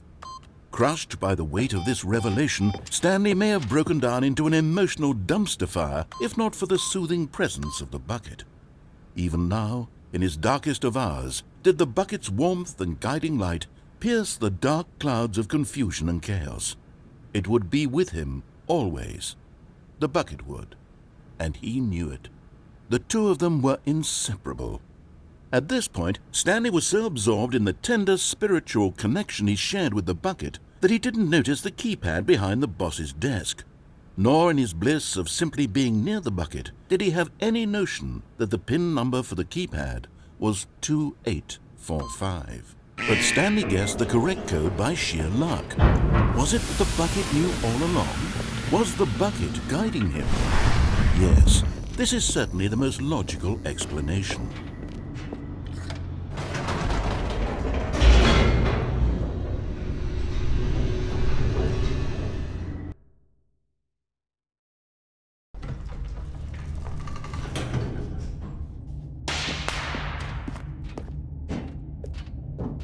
Stanley and the bucket walked straight ahead through the large door that read, Mind Control Facility.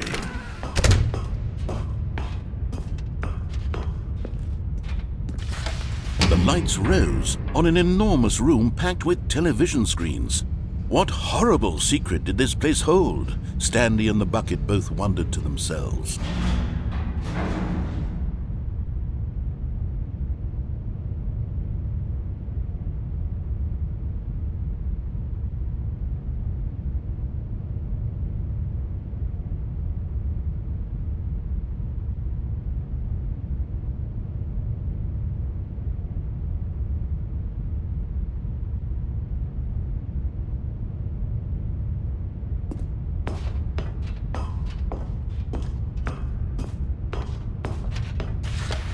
The monitors jumped to life, and Stanley nearly dropped the bucket in shock.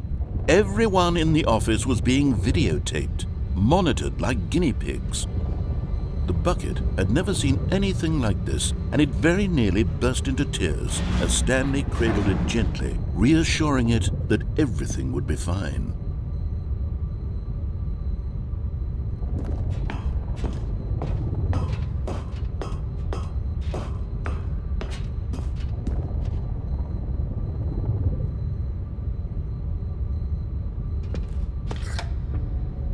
Was the bucket under the mind control facility's influence as well? Had the bucket been told to do things it didn't wish to do? What kinds of things does a bucket want to do or not want to do in the first place? These questions raced furiously in Stanley's feeble mind. No! He screamed into the bucket. He couldn't accept it. His own life in someone else's control, never! He squeezed the bucket tighter, his one friend in the entire world. At this point, he could trust no one except for the bucket.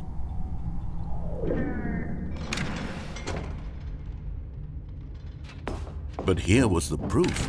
The heart of the operation. Controls labeled with emotions, happy or sad or content. Walking, eating, working, all of it monitored and commanded from this very place. And as the cold reality of his past began to sink in, Stanley decided that this machinery would never again exert its terrible power over another human life. For he and the bucket would dismantle the controls for good. Two best friends, Stanley and the bucket, up against the world. They high-fived in a really cool way, and the bucket made a sassy comment.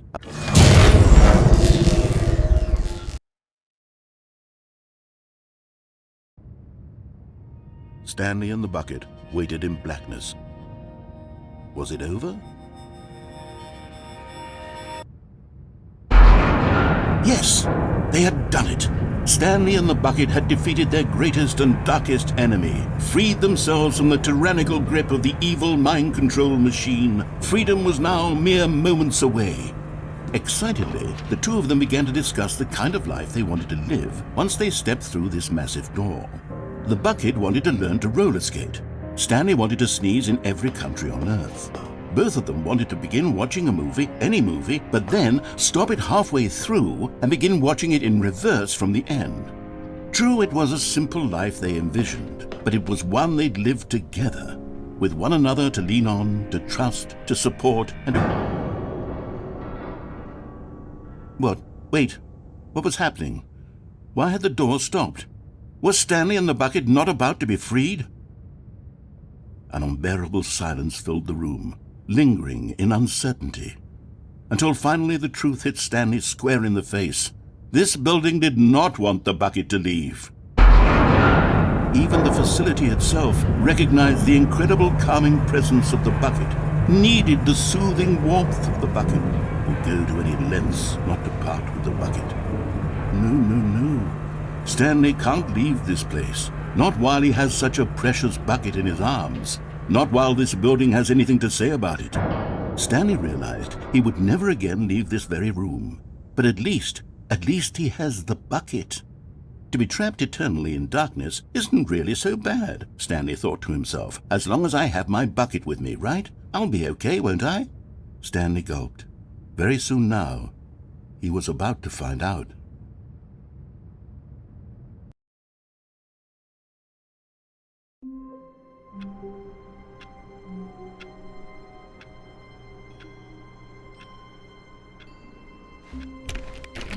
All of his co-workers were gone. What could it mean? Stanley decided to go to the meeting room. Perhaps he had simply missed a memo.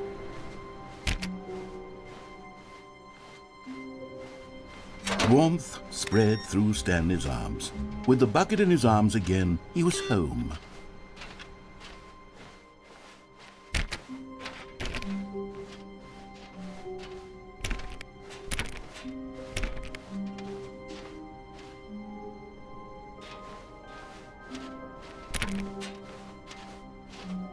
Stanley clutched the bucket tightly to his chest and entered the door on his left.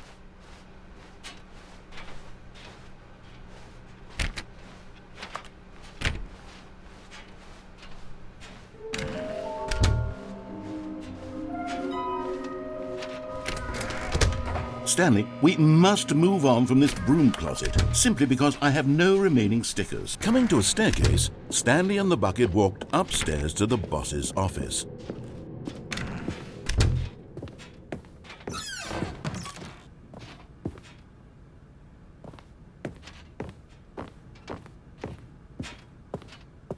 Stepping into his manager's office, Stanley was once again stunned to discover not an indication of any human life. Crushed by the weight of this revelation, Stanley may have broken down into an emotional dumpster fire if not for the soothing presence of the bucket. Even now, in his darkest of hours, did the bucket's warmth and guiding light pierce the dark clouds of confusion and chaos. It would be with him always. The bucket would, and he knew it. The two of them were inseparable. At this point, Stanley was so absorbed in the tender spiritual connection he shared with the bucket that he didn't notice the keypad behind the boss's desk.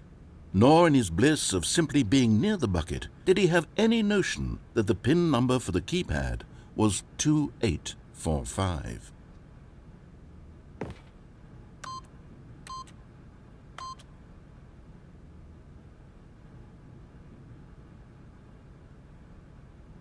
Stanley just sat around twiddling his thumbs. Trying to input anything on the device was useless, since he could never possibly know that the combination was 2845.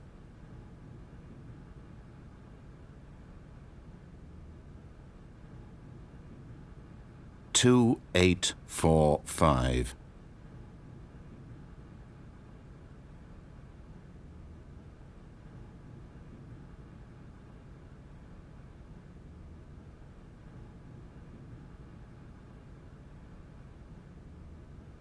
Forgot, but it turns out that the panel's emergency override kicked in, and the door just opened all by itself, and Stanley got the hell along with the story. Well, whoop-de-doo.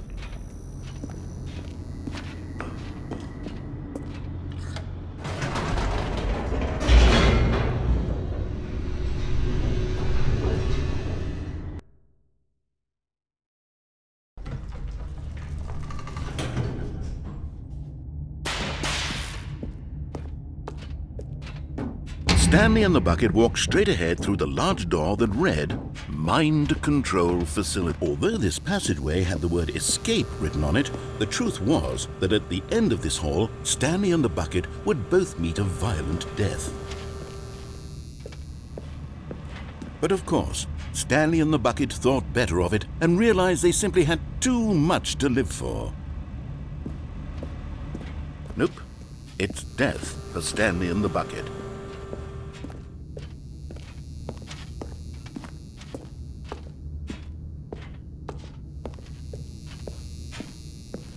The door behind them was not shut. Stanley and the bucket still had every opportunity to turn around and get back on track.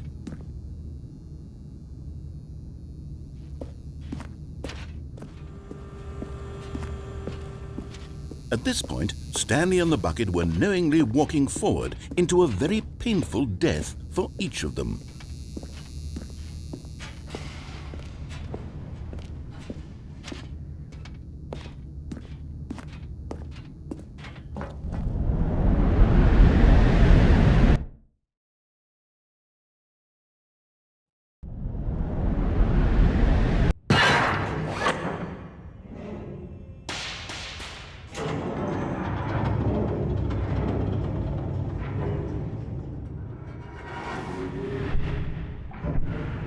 As the machine whirred into motion and Stanley and the bucket inched closer to their demise, Stanley reflected on how meaningless the bucket's warmth and comfort had turned out to be.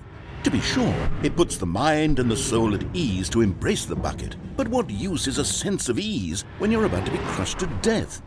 This is what Stanley thought to himself, and he sort of kicked himself for wasting so much time carrying a bucket everywhere. Farewell, Stanley.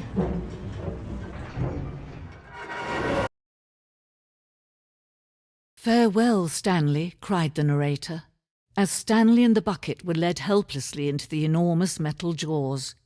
In a single visceral instant, the bucket's life came to an end, as it was crushed violently to death.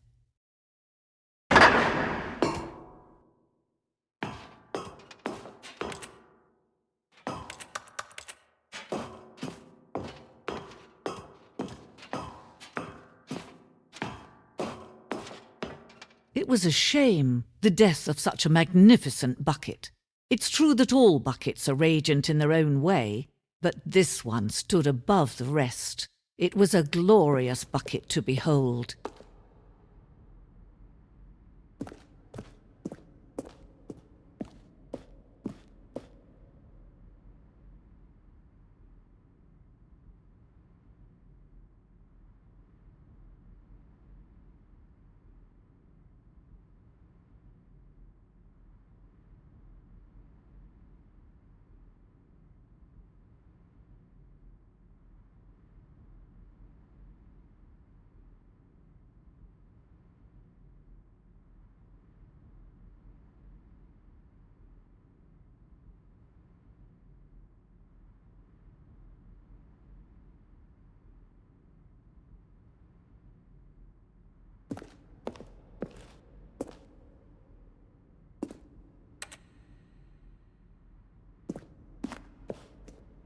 Can you see how arrogant it was for Stanley to take a bucket like this and to claim it for his own? Can you see the hubris that blinded him? Can you see that the bucket is far more noble than Stanley will ever be in his short life?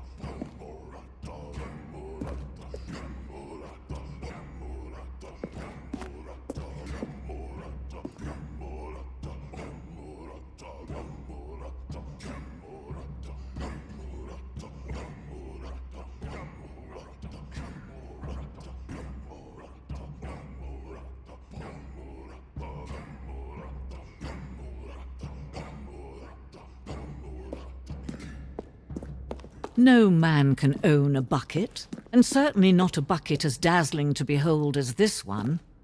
It is man who should kneel before the bucket.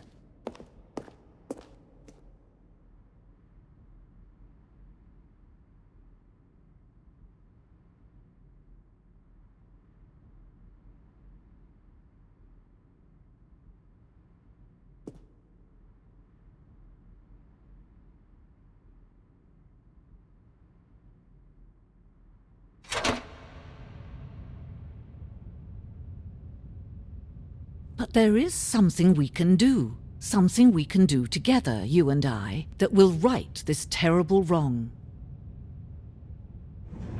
Let Stanley die. Let him be crushed by the machine. Don't reset the game. Don't give him another opportunity to run off with another beautiful bucket.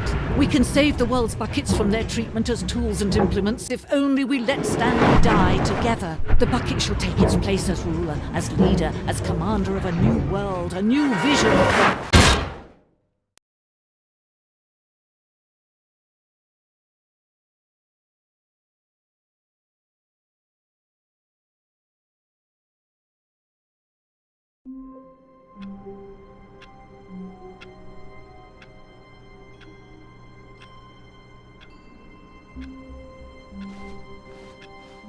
Stanley decided to go to the meeting room to check on his co-workers. He never functioned well by himself and constantly needed support and guidance from others, so the thought of total solitude was terrifying to him.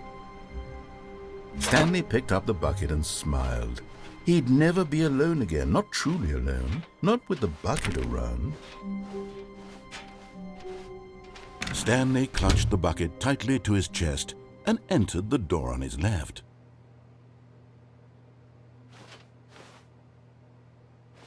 This was not the correct way to the meeting room, but Stanley had felt the bucket calling to him, telling him that the employee lounge was simply the place to be.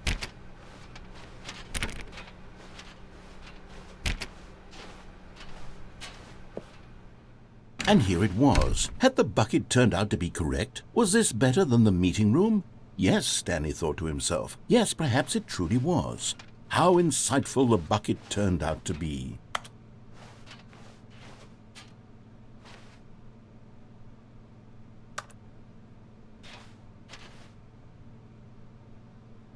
Truly, being here with the bucket was a grand adventure.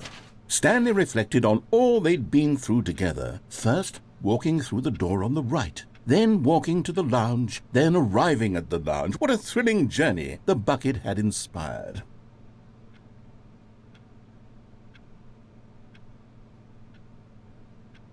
Perhaps this was where the bucket felt most truly at home, here in the employee lounge. Perhaps it's the only place a bucket can even feel at home.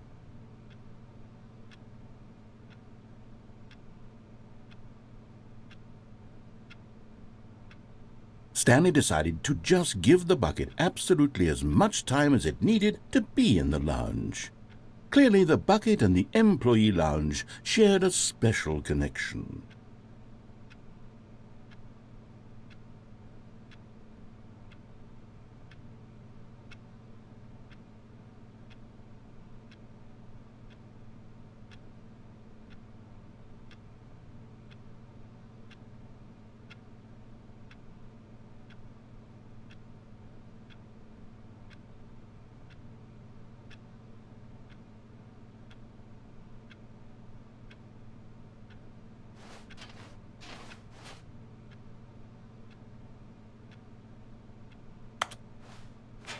But finally, the bucket was done being in the lounge, and they took the first open door on their left to get back to business. And so the two of them detoured through the maintenance section and walked straight ahead to the opposite door.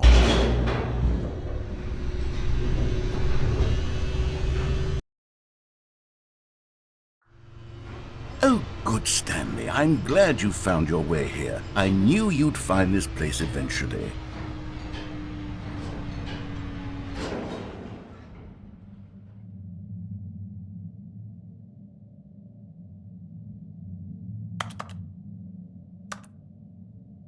You see, your friends and I are concerned for you, Stanley. We've come together here because we care about you very much. It's this bucket you're carrying around everywhere.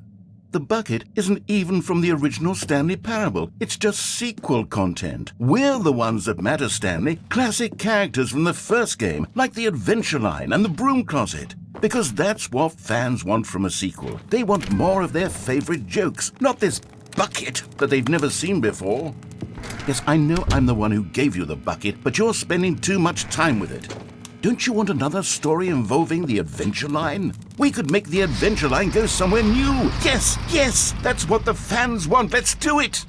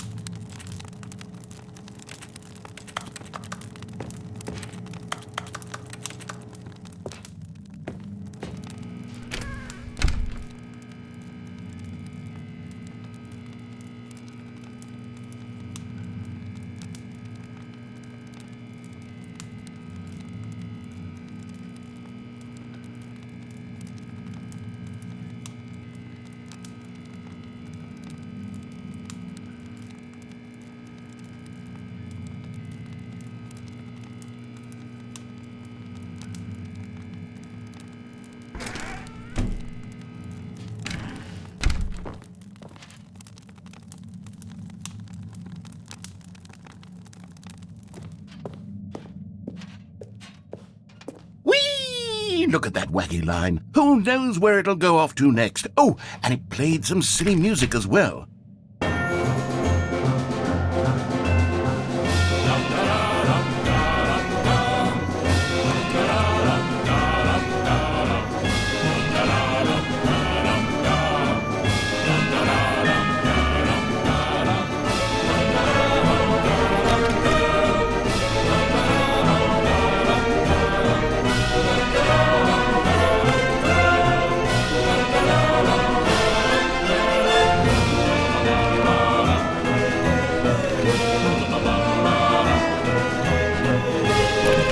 Now this is what the Stanley Parable is all about. Don't you remember all those great jokes from the original dialogue? Also, Stanley is addicted to drugs and hookers.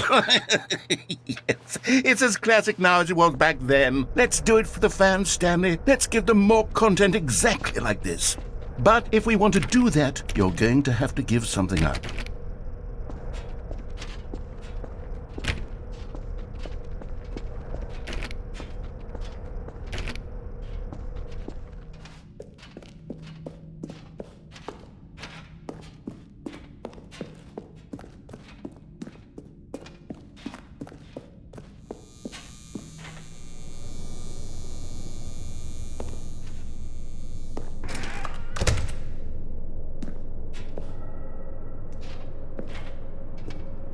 Don't you get it, Stanley? We need to get rid of the bucket. That's why I'm very proud to introduce a brand new character. This is the Bucket Destroyer.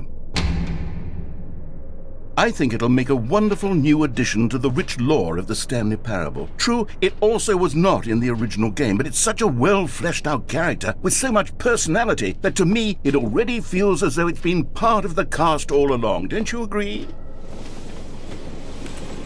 Can you guess what the Bucket Destroyer does?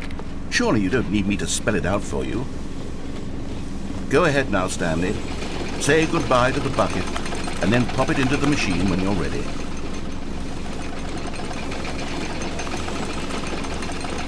Now listen to me. It's crucial that you give it the bucket.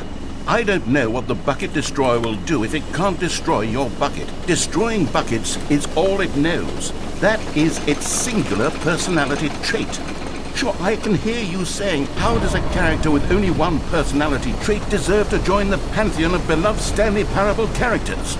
Well, you see, if you were to really explore the Bucket Destroyer, you would see that its desire to crush buckets is so densely loaded with complexity and nuance that it's really like 10 personality traits. What other object in this game can you even say that about? The broom closet? Certainly not. I wonder what sort of Bucket Destroyer merchandise the fans will be clamoring for after this. Okay, the Bucket Destroyer is getting very upset now. You'll have to hurry and feed it. We can't get back to the classic Stanley Parable characters like the Adventure Line or the Bucket Destroyer until you crush that damn bucket. Quickly now, the fans are waiting. Do it, the fans, Stanley. Give the fans what they want. Hurry and...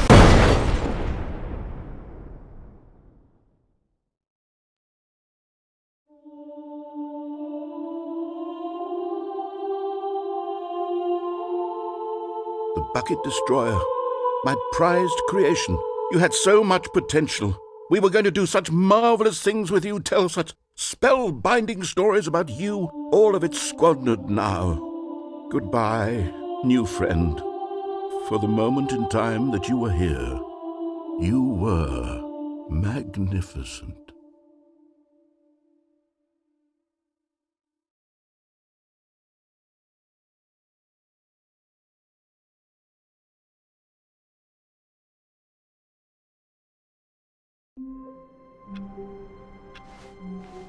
Stanley had never seen the office this brightly lit.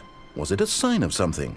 He hoped it was. He hoped very much that it was.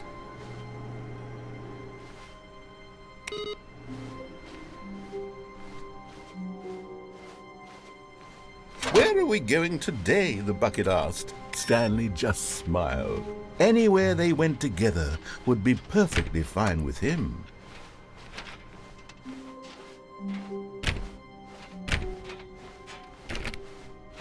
Stanley clutched the bucket tightly to his chest and entered the door on his left.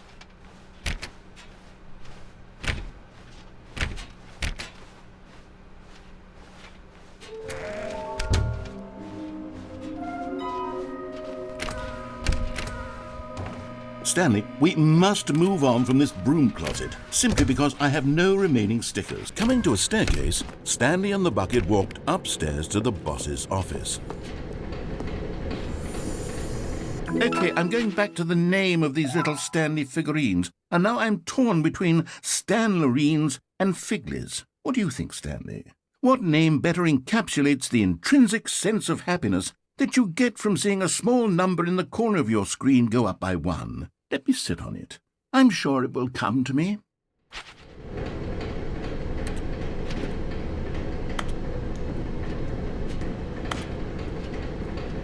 but Stanley just couldn't do it.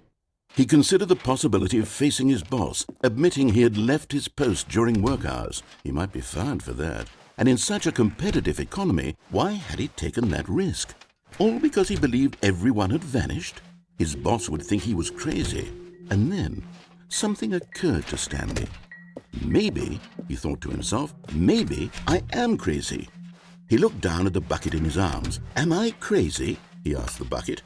The bucket returned his gaze, but said nothing at all. That's strange, Stanley thought. Usually the bucket is a source of guidance and wisdom for me in difficult times such as these.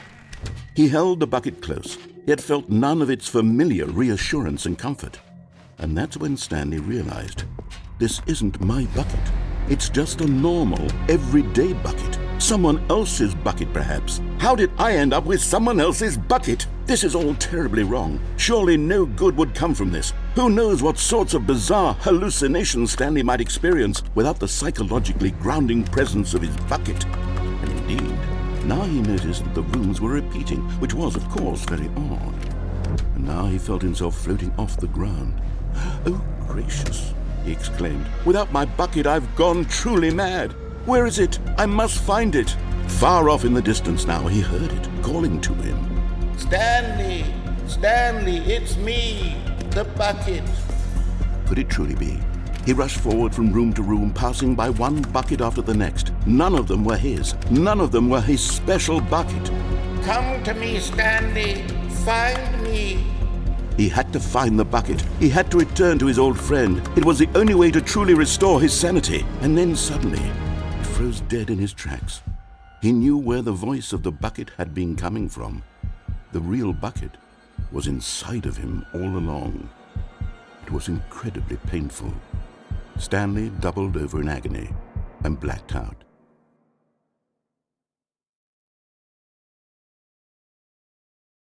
This is the story of a woman named Mariella. Mariella woke up on a day like any other. She arose, got dressed, picked up her bucket of comfort and security, and walked to her place of work. But on this particular day, her walk was interrupted by the body of a man who had stumbled through town, talking and screaming to himself, and then collapsed dead on the sidewalk. Right away, she knew what the problem was. This man had no bucket. Of course he'd gone mad, ranting and raving about a narrator describing all of his actions and how everything is predetermined and free will is an illusion and it's all just a video game. It could all have been prevented if only he'd taken his bucket with him. Perhaps he didn't even realize he'd forgotten his bucket at home in the first place. How cruel the world can be, Mariella thought, and she hugged her own bucket even tighter. But of course, she had no time for this. There were a myriad of confusing problems she would soon have to confront at work, for which her bucket would provide absolute guidance and total clarity on everything. Heck yes, she thought to herself, my life kicks ass. And she backflipped all the way to work.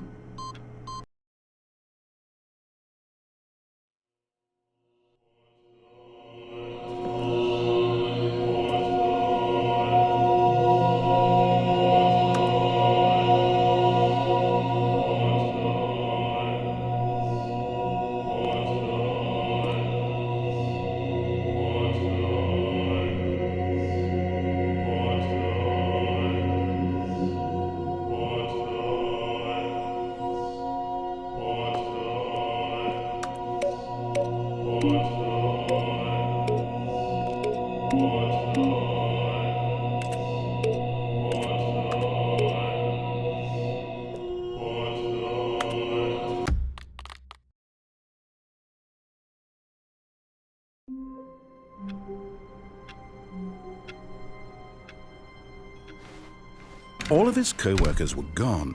What could it mean? Stanley decided to go to the meeting room. Perhaps he had simply missed a memo.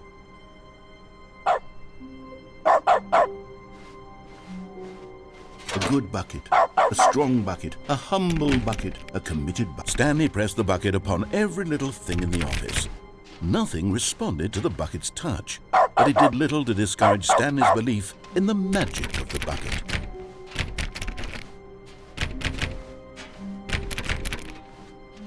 Stanley clutched the bucket tightly to his chest and entered the door on his left.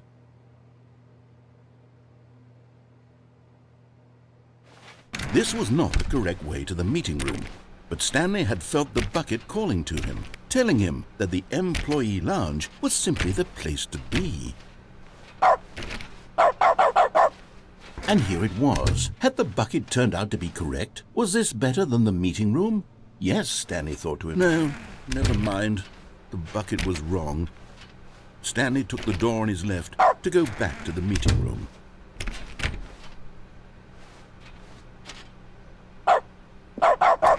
No, said the bucket. don't go to the meeting room. Go somewhere else. The cargo lift, yes. Go there. Go to the cargo lift.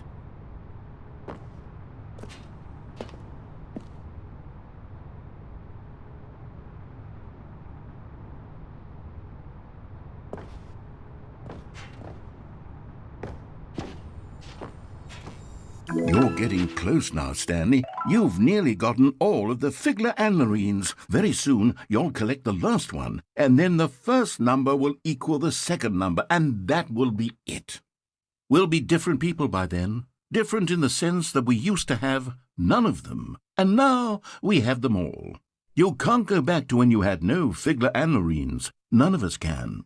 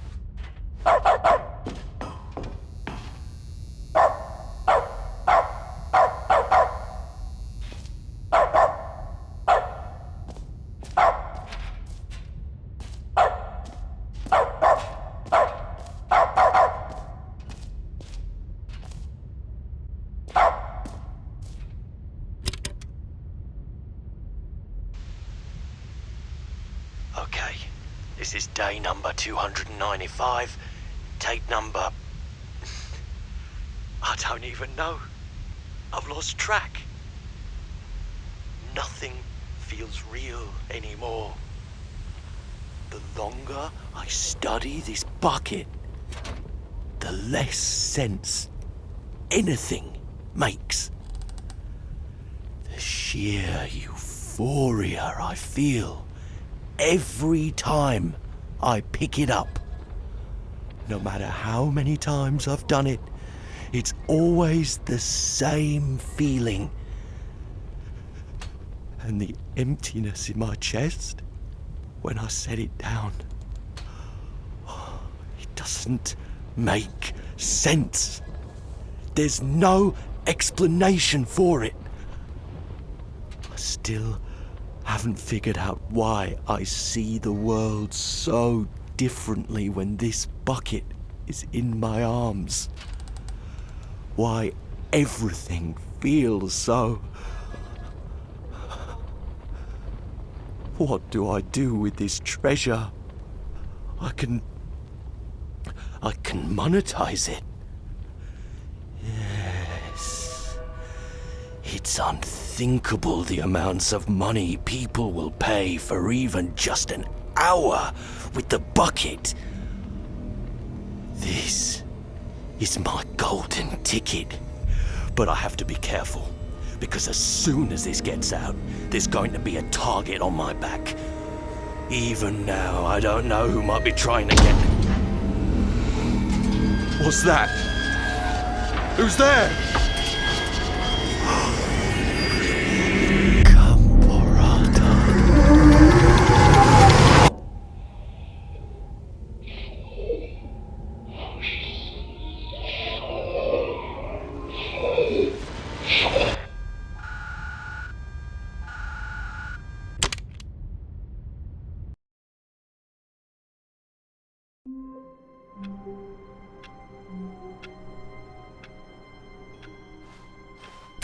All of his co-workers were gone.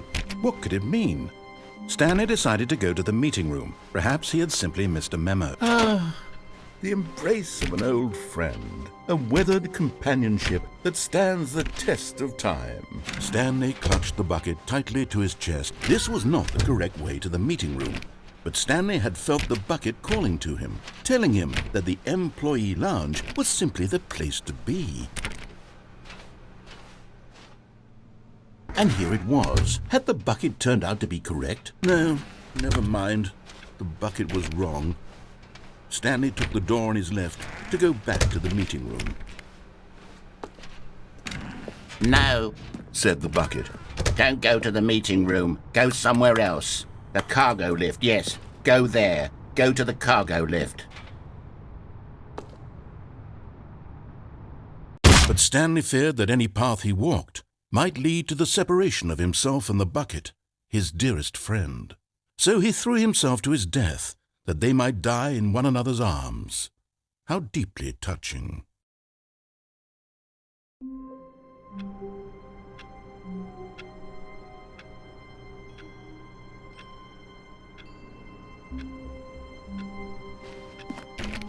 All of his co-workers were gone. What could it mean? Stanley decided to go to the meeting room. Perhaps he had simply missed it. The bucket made Stanley want to be a better man and a better co-worker. In time, perhaps, he would become both of those things. Stanley clutched the bucket tightly to his... This was not the correct way to the meeting room, but Stanley had felt the bucket calling to him, telling him that the employee lounge was simply the place to be. And here it was. Had the bucket turned out to be correct? Was this... No, never mind. The bucket was wrong. Stanley took the door on his left to go back to the meeting room.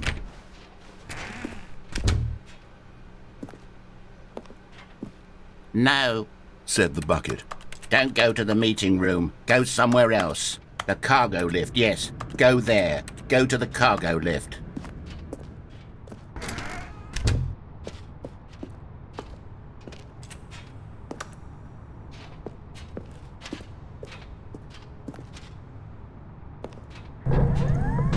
Good, Said the bucket. now ride the lift all the way to the top. There's something up there I need you to do. Stanley did not question why or how this bucket was speaking to him. It should have alarmed him, of course, because buckets can't talk. But Stanley chose not to think about this obvious fact. He was firmly convinced that the bucket had spoken to him, and he unthinkingly did whatever the bucket asked.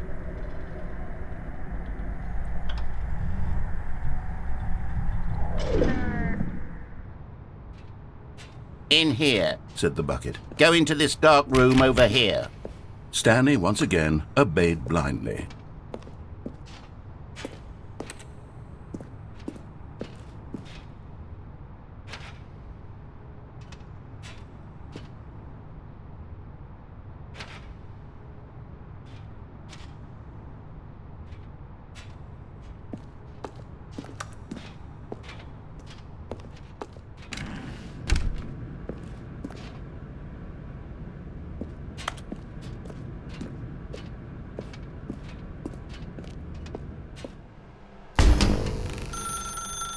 Now pick up the phone. Said the bucket. Pick up the phone and it will take us back home, where we can go about life together.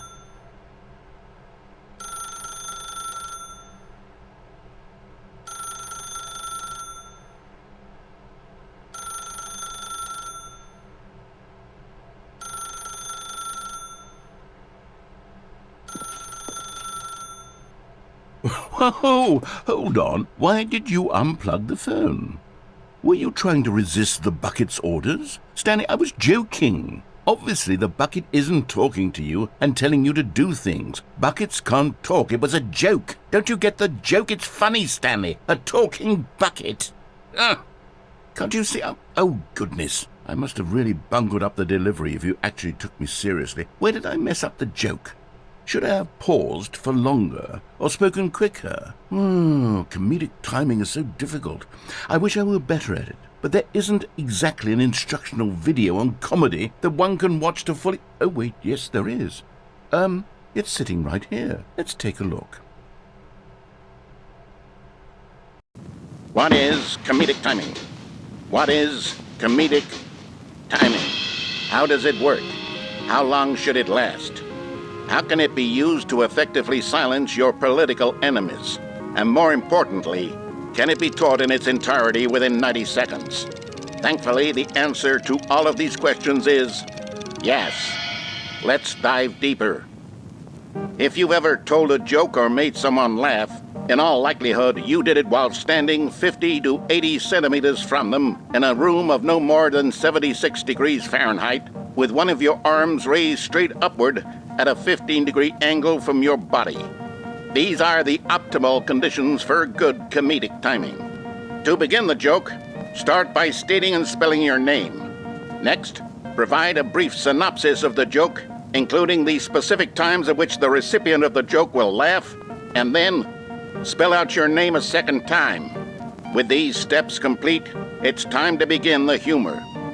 Speak the entire joke in no more than 18 seconds and no less than 13 and a half, pausing only for bathroom breaks when necessary. When the joke has concluded, it is customary to inform your listener that the joke is over by declaring in your loudest possible voice, "I'm Dunny with the funny." Let's practice screaming, "I'm Dunny with the funny" now.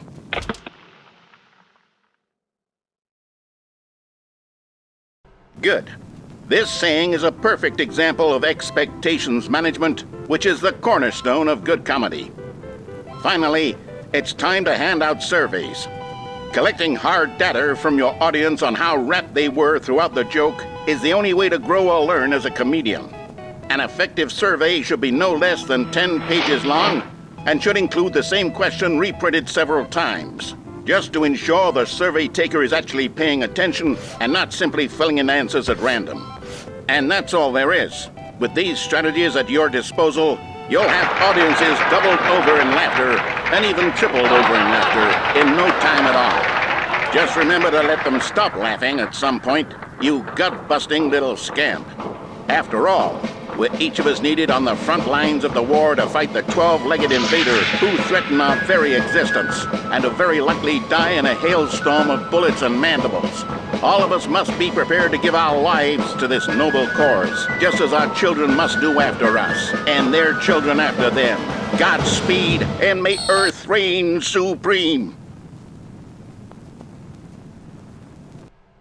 Hey, goodness, this video is a little outdated, isn't it? Well, no matter. I think the fundamentals of proper comedic timing are still as relevant today as they were back then. So with that in mind, I believe the only way forward is for us to return to the two doors and walk through all of this again, so I can try telling my story with more appropriate comedic delivery. Come along, let's head back.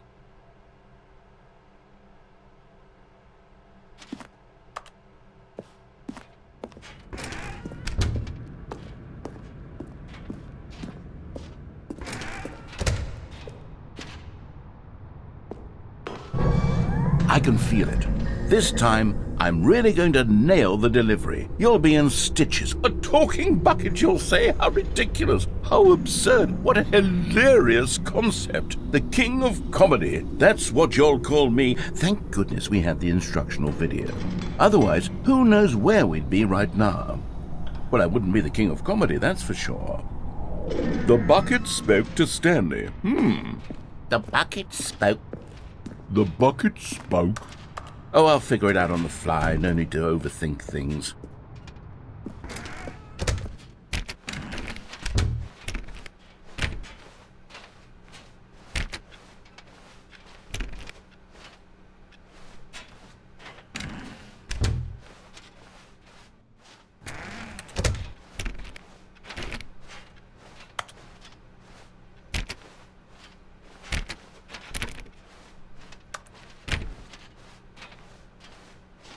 Here we go.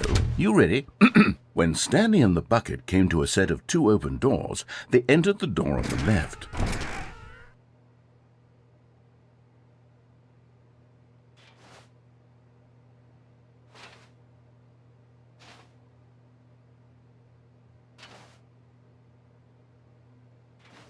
No. You were supposed to go through the door on the right, leading back to the phone.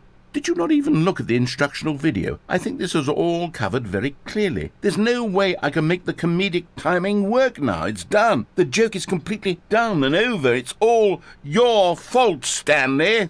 I'm going to be ridiculed in the community of other joke writers. I'm going to be shamed at every one of our meetings from now on. All because you couldn't watch a simple video and take a hint. Are you proud of yourself for bringing me down, Stanley? Are you proud?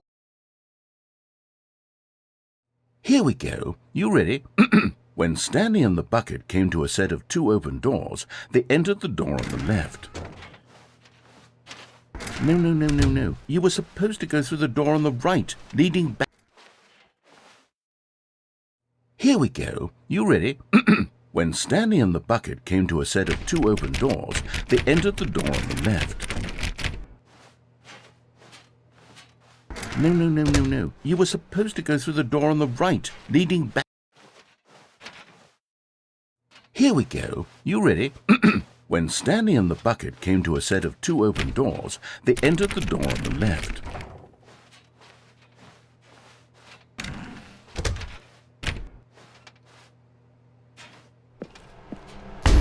What? We're back at the phone already? No. What's going on? There was supposed to be several rooms leading up to this. There was supposed to be a build-up to this point, a dramatic display of remarkable comedic wit which culminates in this scene with the phone. But now the timing's completely off. The joke will never land. Well, not the way it was meant to. And it's all my fault. I must have forgotten that the phone room comes immediately after the 2 doors room. What an egregious mistake. I've made a fool of myself. I don't deserve the title of King of Comedy. I'm nothing. I'm not even the lowliest joke-telling whelp. I think I need to go back and rewatch that instructional video again. Yes, surely that will help me improve my... Stanley, you love the bucket so much it's like you... it's as though all of your other most prized possessions pale in comparison. Yes. Well, let me try that again, Stanley. I heard that you are pale with shame over how unabashedly in love with a bucket you are. No? Still not? Is it the delivery? Pale with shame. Pale with shame? Pale... What's another word to describe a bucket? Stanley, this bucket is so metal. I think I saw it playing guitar. No. We're getting away from making fun of Stanley's obsession with the bucket, which was the whole point of this. I'm no good at these jokes. I need more instructional videos. That's exactly what it is. That's what will make me the king of comedy again. More instructional videos. Let's see.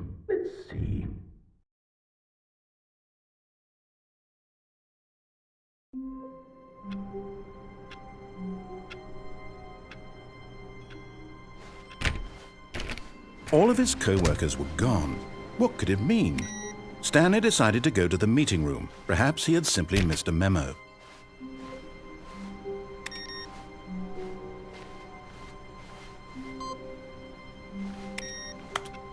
It takes a lot of humility to carry a bucket so magnificent. Stanley checked his ego and then proceeded onward.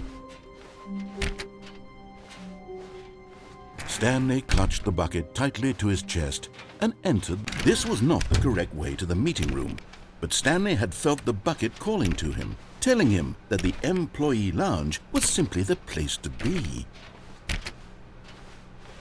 And here it was. Had the bucket turned out to be correct? No, never mind.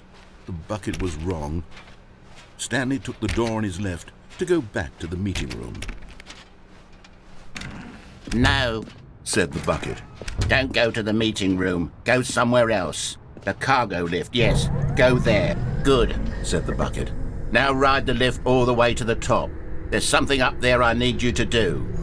Stanley did not question why or how this bucket was speaking to him.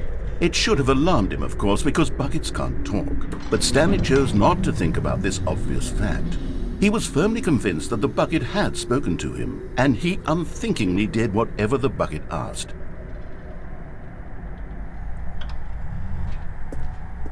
In here, said the bucket. Go into this dark room over here. Stanley once again obeyed blindly. Now pick up the phone, said the bucket.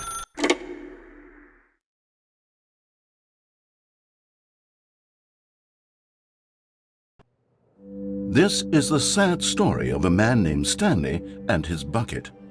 Once upon a time, I gave Stanley a bucket because I thought he was lonely and could use a friend. And then, very distressingly, he began to believe the bucket could speak to him.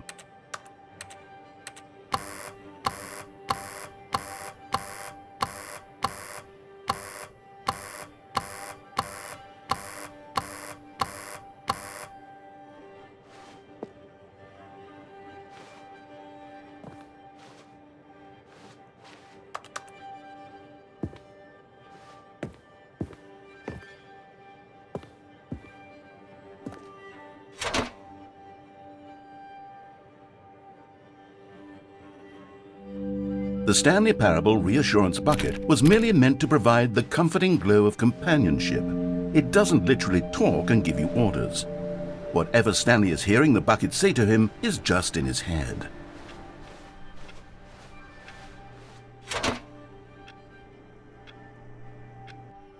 Lately, I've been concerned about him. Wouldn't you be concerned as well? To see him delusional like this, obsessing over an inanimate metal object? I want to say something to him, but I don't know how I can convince him. I don't know if he'll listen to me.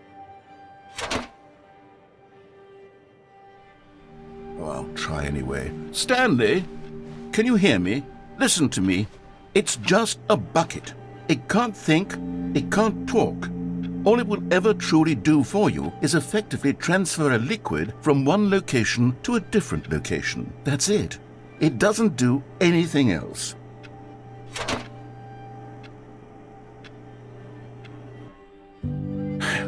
You see, he's not listening. He's still taking orders from the bucket. You know, once upon a time it was me he took orders from, me he trusted and listened to. Now all he cares about is this awful bucket, this stupid hunk of metal.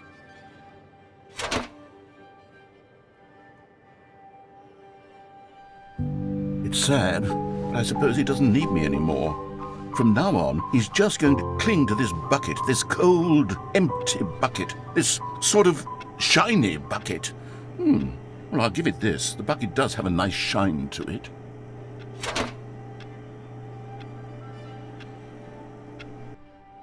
Yes, I suppose on closer inspection that it doesn't quite look like your average hardware store bucket. It's just a little more, what am I trying to say? Sturdier, more capable of transporting liquid. Like it would be better at moving an amount of water from one room to another.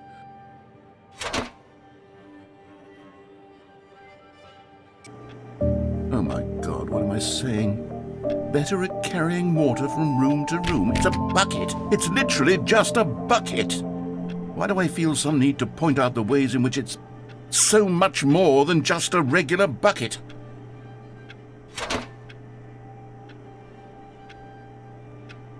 Oh no, I'm having feelings for the bucket. No. What's going on? Why do I want to be with the bucket? Hear what the bucket has to say. Do anything it asks. What's wrong with me? I don't understand. Perhaps if I had the bucket, this would be less confusing. Yes, the bucket could tell me what to do in this troublesome situation. Stanley, give me the bucket. Give it to me. Give me the bucket, Stanley. I need it. Give it to me now. Give it or I'll...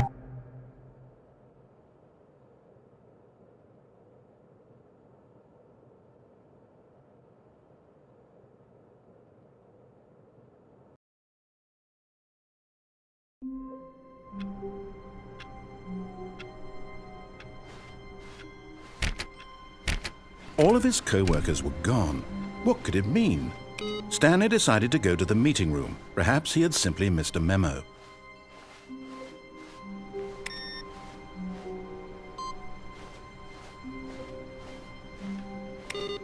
Stanley cradled the bucket in a gentle embrace, protective yet delicate, assertive yet compassionate.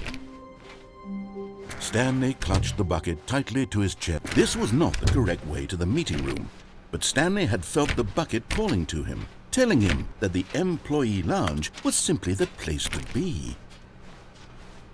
And here it was. Had the bucket turned out to be correct? Was this... No, never mind. The bucket was wrong. Stanley took the door on his left to go back to the meeting room. No, Said the bucket. don't go to the meeting room. Go somewhere else. The cargo lift, yeah, good. Said the bucket. Now ride the lift all the way to the top. There's something up there I need you to do. Stanley did not question why or how this bucket was speaking to him. It should have alarmed him, of course, because buckets can't talk. But Stanley chose not to think about this obvious fact. He was firmly convinced that the bucket had spoken to him, and he unthinkingly did whatever the bucket asked.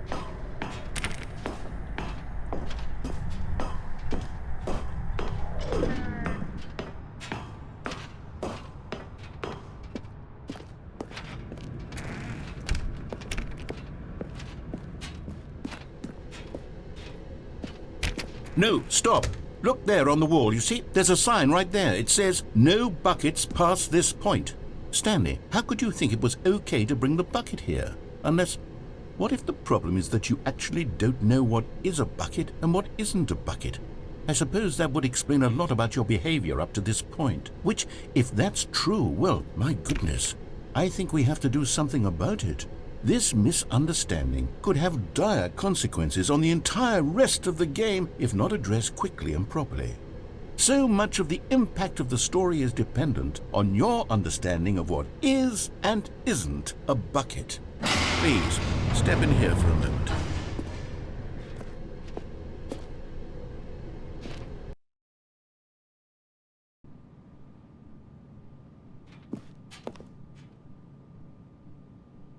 Now then, I'm going to run you through some test scenarios, and you'll tell me whether or not the thing I'm showing you is a bucket. Simple enough, right? This should tell us everything we'll ever need to know about what is or is not a bucket. Okay, let's begin. Item 1. Is this a bucket? Incorrect. It is a hologram of a bucket, not an actual bucket.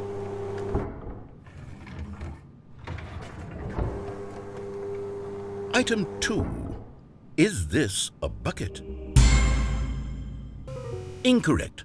It is a 3D printed recreation of a bucket, not an actual bucket.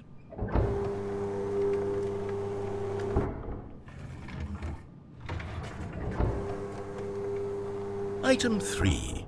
Is this a bucket? Correct. This is a bucket.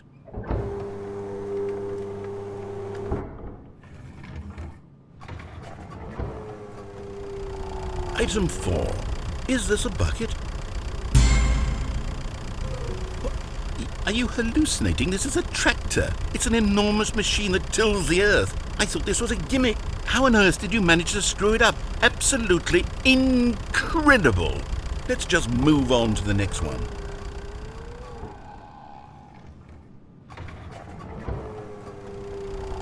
Is this a bucket?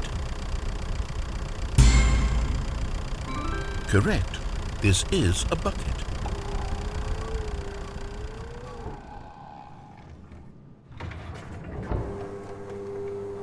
Item 6.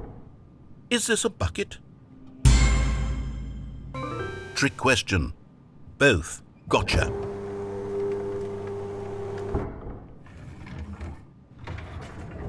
Item... Wait, hold on. I can't find the next one. Let me see. It should be around here somewhere.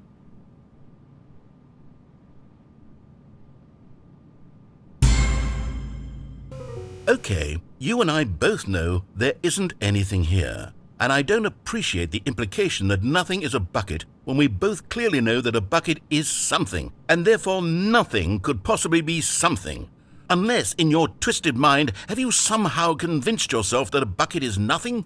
Answer me straight, Stanley. Do you believe that nothing is a bucket? You know what? I'm too confused to even sort it out. I've lost all sense of perspective. What is a bucket? What isn't a bucket? Mere moments ago I could answer these questions with confidence, and yet now I'm somewhat adrift. Do any of us know what a bucket is? Am I a bucket? Stanley, I can't keep doing this. I'm losing myself, and myself was all I ever had to begin with. I'm afraid the bucket is threatening to tear our relationship apart. I can't have that. I'm sorry, but I'm going to erase all buckets from the game entirely. Okay, here we go.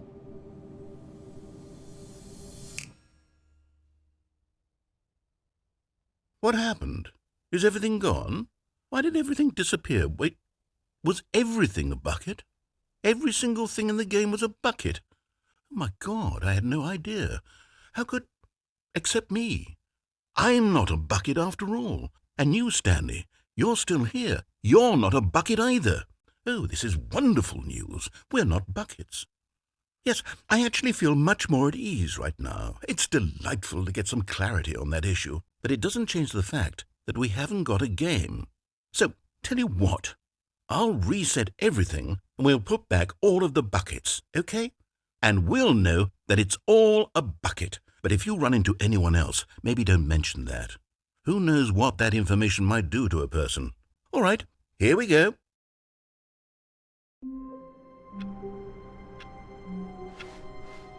All of his co-workers were gone. What could it mean? Stanley decided to go to the meeting room. Perhaps he had simply missed a memo.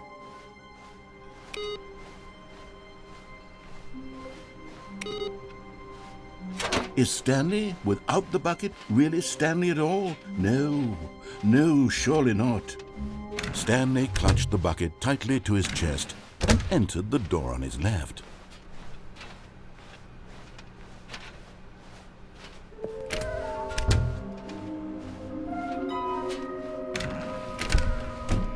Stanley, we must move on from this broom closet, simply because... Coming to a staircase, Stanley and the bucket walked upstairs to the boss's office.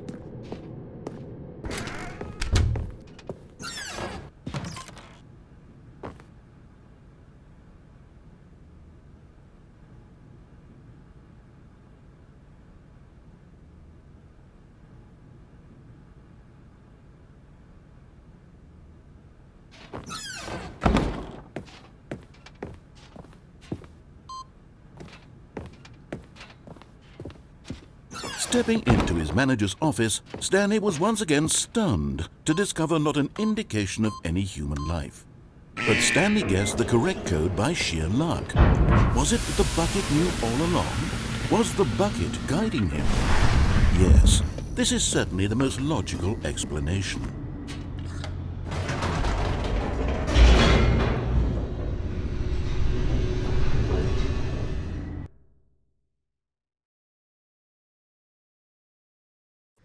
The elevator raced downward, plummeting towards an unknown fate. It would be all Stanley could do to keep himself together, if not for the bucket. Soothing him, comforting him, reassuring that in this darkest moment of uncertainty, he would be all right. The bucket is here for you, Stanley. Everything will be fine. Stanley and the bucket walked straight ahead through the large door that read, Mind Control. Although this passageway had the word escape written on it, the truth was that at the end of this hall, Stanley and the bucket would both meet a violent death. The door behind them was not shut. Stanley and the bucket still had every opportunity to turn around and get back on track. At this point, Stanley and the bucket were knowingly walking forward into a very painful death for each of them.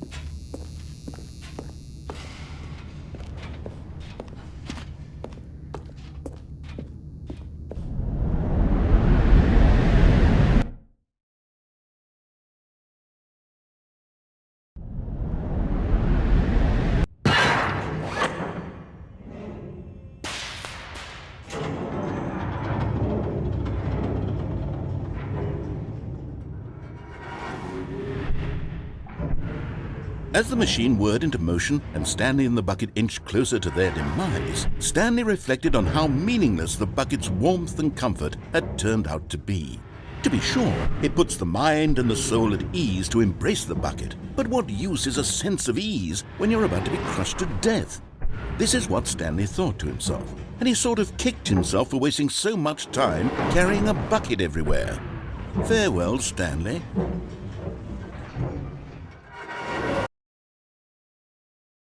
"Farewell, Stanley," cried the narrator, as Stanley and the bucket were led helplessly into the enormous metal jaws. In a single visceral instant, the bucket's life came to an end as it was crushed violently to death.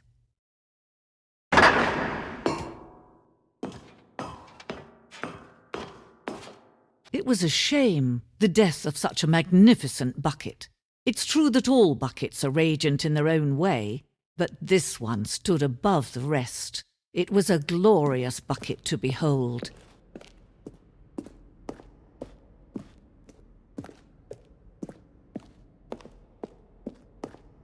Can you see how arrogant it was for Stanley to take a bucket like this and to claim it for his own? Can you see the hubris that blinded him?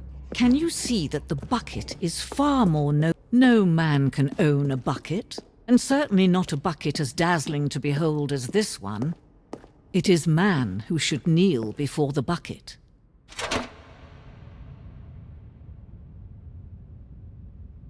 But there is something we can do. Something we can do together, you and I, that will right this terrible wrong.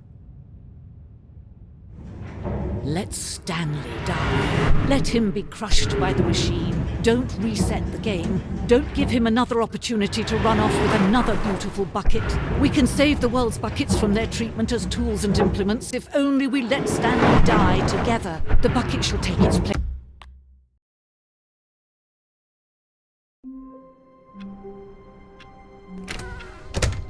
But Stanley simply couldn't handle the pressure.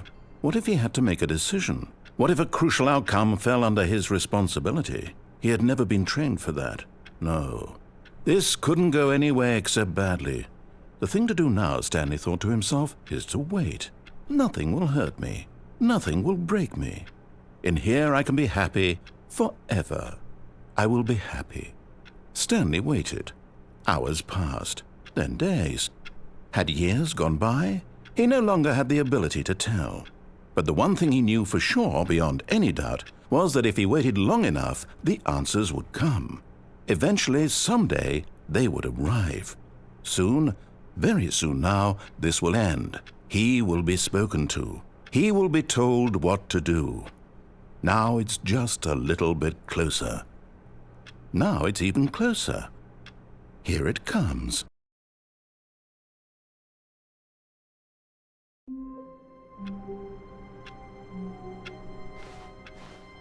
All of his co-workers were gone.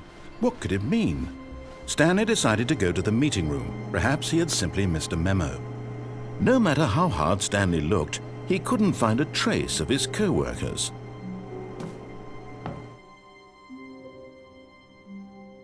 At first, Stanley assumed he'd broken the map, until he heard this narration and realized it was part of the game's design all along.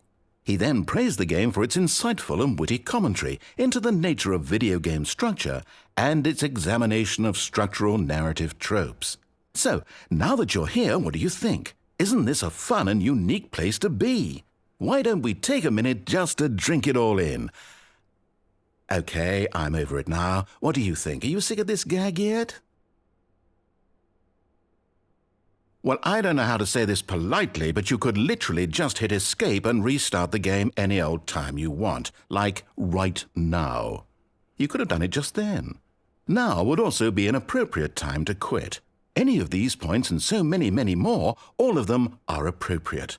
I'm enjoying what seems to be an internal conflict going on where you are literally unable to act on your own desires to restart the game. So, just to push the envelope, I'm going to try and make this as miserable as possible and see how long you can maintain.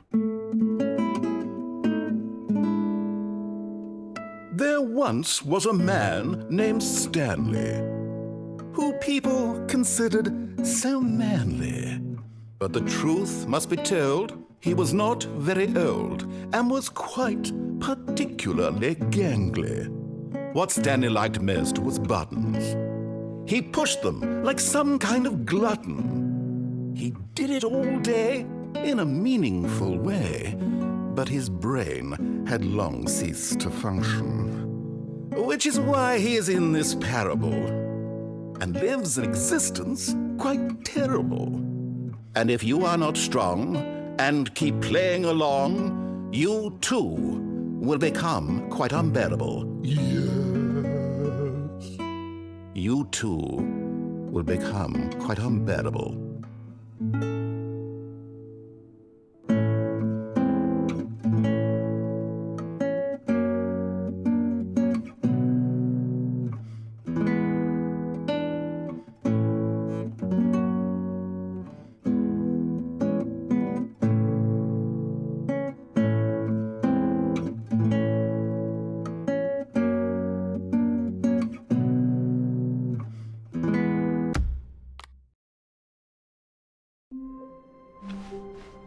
Already this was uncomfortable, and Stanley decided that as soon as he found a new space he felt safe in, that he would never leave it again in his life.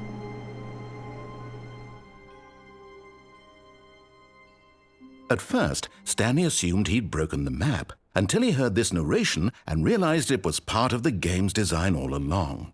He then praised the game for its insightful and witty commentary into the nature of video game structure and its examination of structural narrative tropes. So, now that you're here, what do you think? Isn't this a fun and unique place to be? Why don't we take a minute just to drink it all in? Okay, I'm over it now. What do you think? Are you sick of this gag yet? Ah, then in that case we'll continue. But now, here comes the real question. What do you think would have happened if you had told me that you wanted this to stop? Do you think it would have been particularly different? Would I have taken the same idea but rephrased it superficially to fit that answer? Perhaps you never would even have thought of it if I hadn't brought up the issue in the first place. Oh, now think about it. Will it be worth it for you to restart and then come back here just to do the other option? Clearly, this whole gag takes some time. What if the other option is even longer? How long will you spend in total just to have heard all the narration? Oh, and this is rich. Perhaps you've just played the other option, and now you've come to see what happens in this one. So, what do you think? Which choice was the better one? Imagine if you had selected Continue on your first playthrough, how tantalizing it would be not knowing what happens when you pick the other option. Indeed, you are one of the lucky ones. Though if the other option is really miserable to listen to, then perhaps you're not. In fact, I'm just going to say that no one who's listening to this is lucky. Well now, I've built up the other option so much that I'm going to stop talking and leave you to your decision whether to come back here, continue with the game, or just sit in this spot forever and ever. Cheers.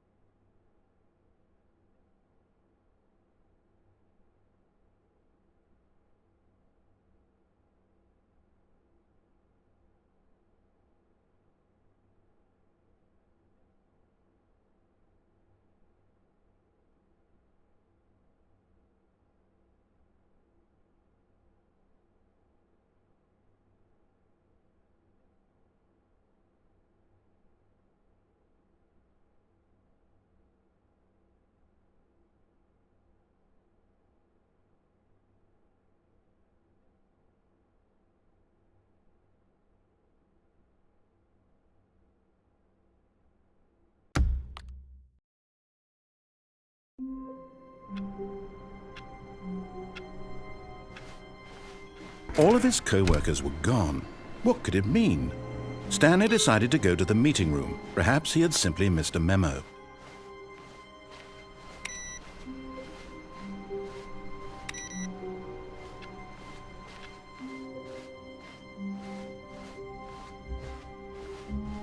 When Stanley came to a set of 2 open doors, he entered the door on his left.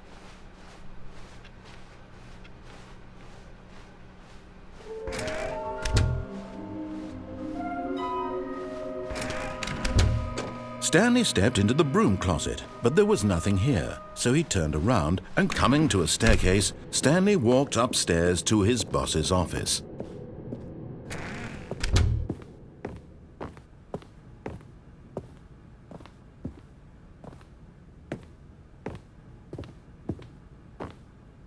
Stepping in...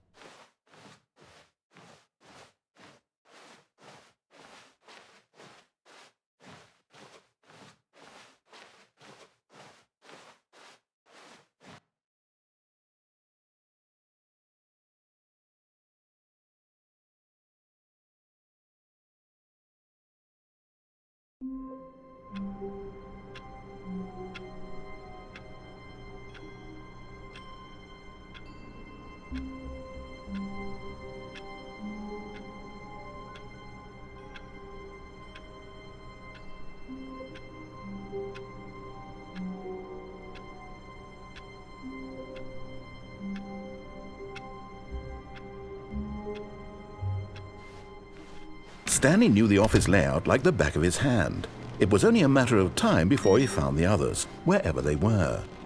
Just a matter of time.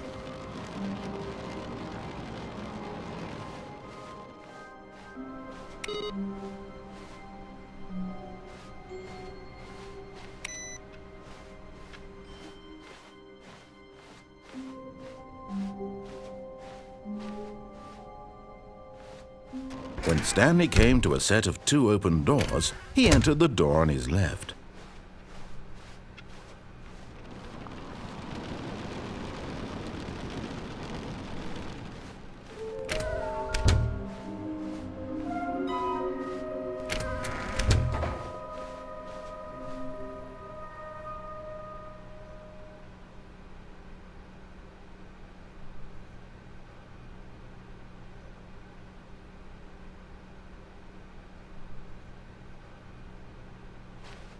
Coming to a staircase, Stanley walked upstairs to his boss's office.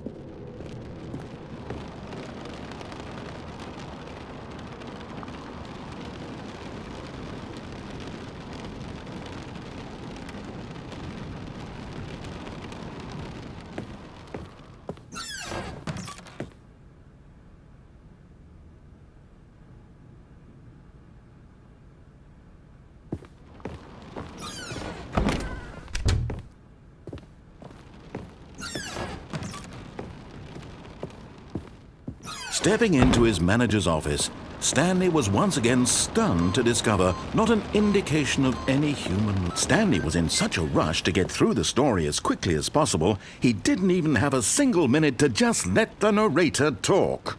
That kind of anxiety isn't healthy, so he relaxed for a few moments with some calming New Age music.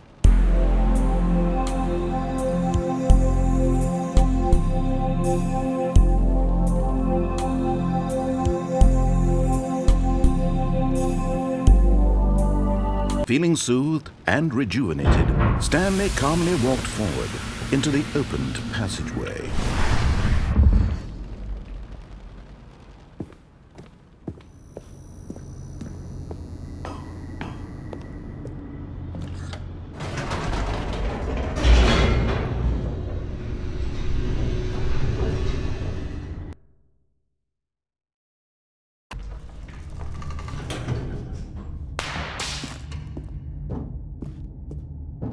Stanley walked straight ahead through the large door that read Mind Control Facility.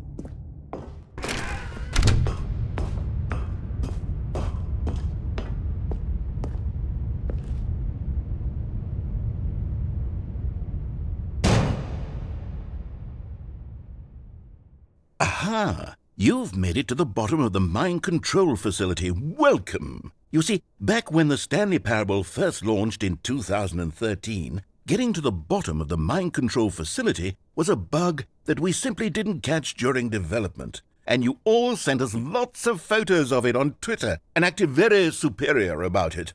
And you're all very, very clever. Good for you. Anyway, when it came time to update the game, we knew that we had to do something about this little goof of ours. So here you go. New content.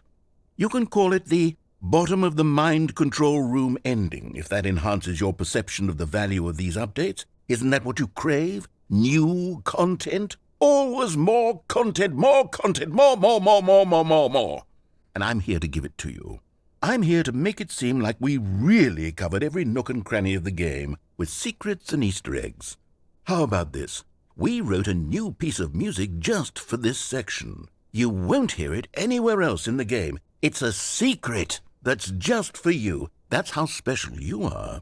We call this track, Good Job You've Made It to the Bottom of the Mind Control Facility. Well done.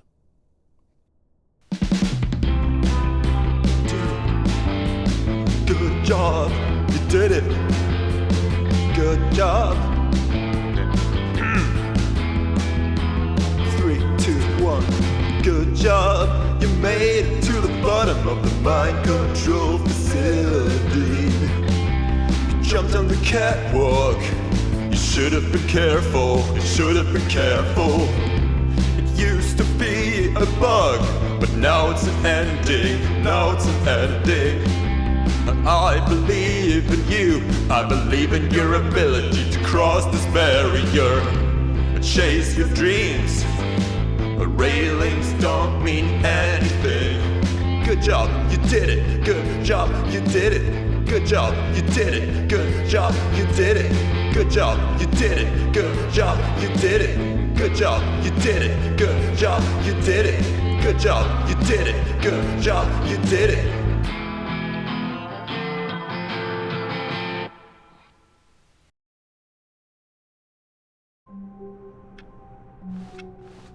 All of his co-workers were gone. What could it mean? Stanley decided to go to the meeting room. Perhaps he had simply missed a memo.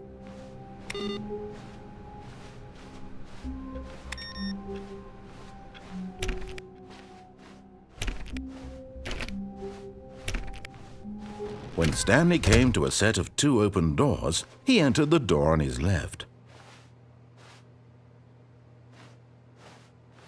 This was not the correct way to the meeting room, and Stanley knew it perfectly well. Perhaps he wanted to stop by the employee lounge first, just to admire it.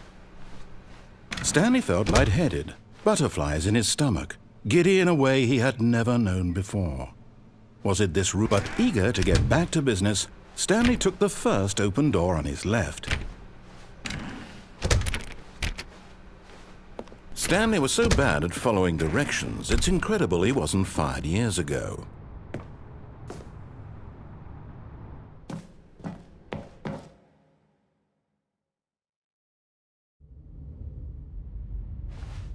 Stanley had now gotten himself so far off the beaten path that it seemed the office had begun. So far off the beaten path that it seemed the office had begun. So far off the beaten path that it seemed the office had begun. So far off the beaten path that it seemed the office had begun. So far off the beaten path that it seemed the office had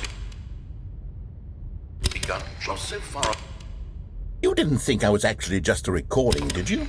What a silly and trite explanation that would be. All the back and forth between you and me, all the absurd adventures we've been through, and it all turns out I'm just a tape recording?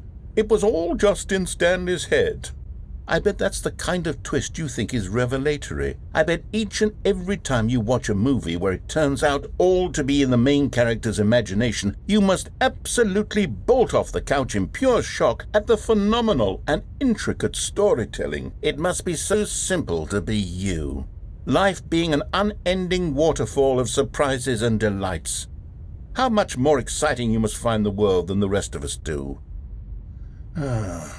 Now I've become sad. Look what you've done to me. This is all your fault.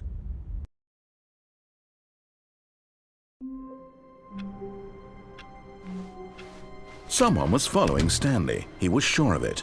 If he checked over his shoulder now, he would surely catch them. It was only a matter of time.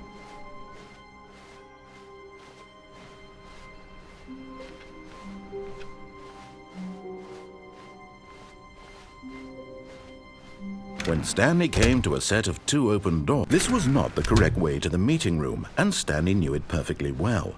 Perhaps he wanted to stop by the employee lounge first, just to admire it.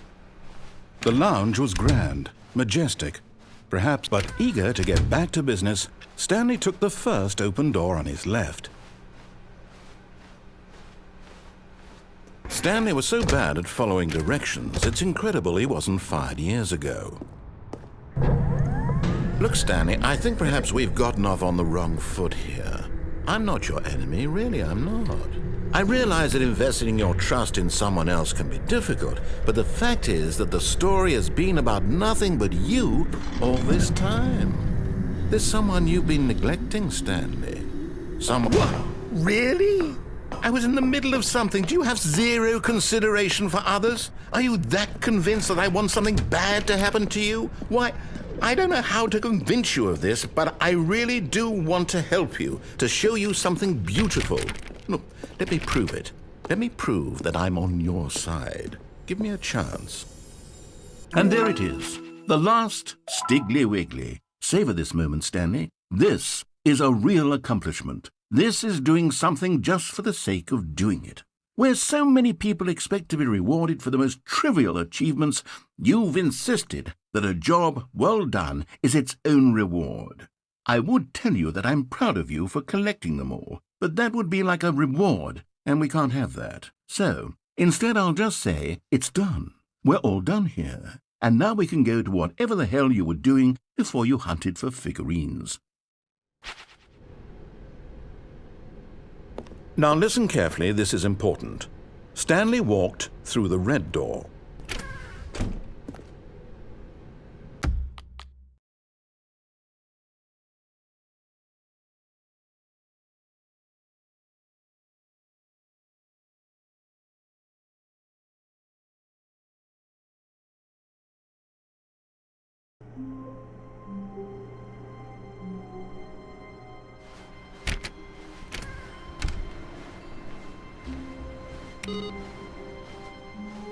Stanley, I'm sorry, but I have to put a pause on things. It's those figurines, those figglers.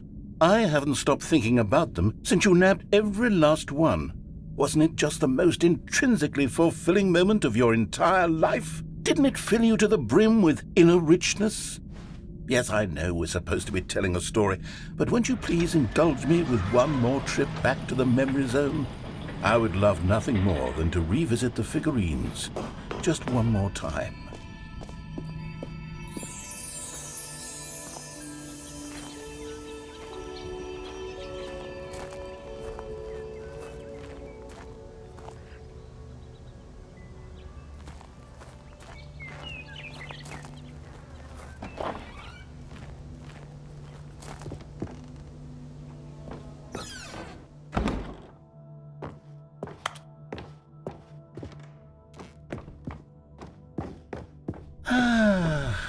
Here's where it all began. The first collectible. Back then, we had no idea of how many of them we'd find. Sure, it said 6 right there on the screen, but how could we know for certain? We were so innocent. We'll never be like that again, Stanley.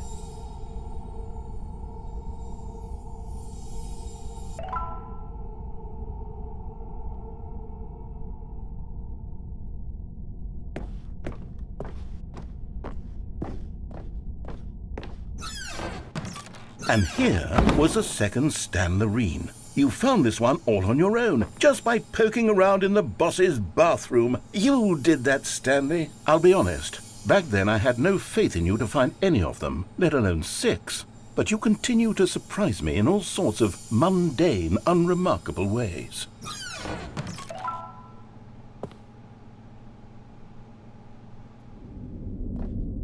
Okay, let's do a little quiz.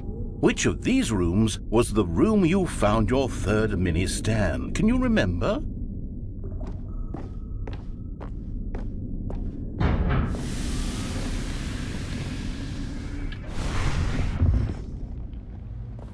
Hey, that's exactly right. It was here, behind the boss's office. It was the third one. You picked it up, and then after that, you had 3 of them. I'm glad these moments are so crystal clear in your memory, but I shouldn't be surprised. After all, science tells us that it's impossible to forget your third time doing anything.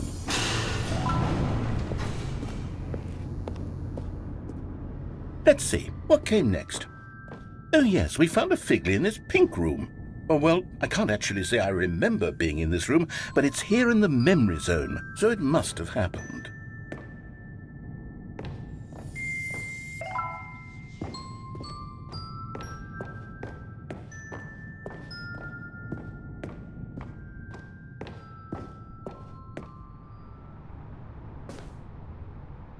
This was the 5th mini-Stan, and this one was really something special. It was in the warehouse. I remember it so clearly. In fact, because this one is particularly special to me, I made a little video to commemorate the occasion. Enjoy.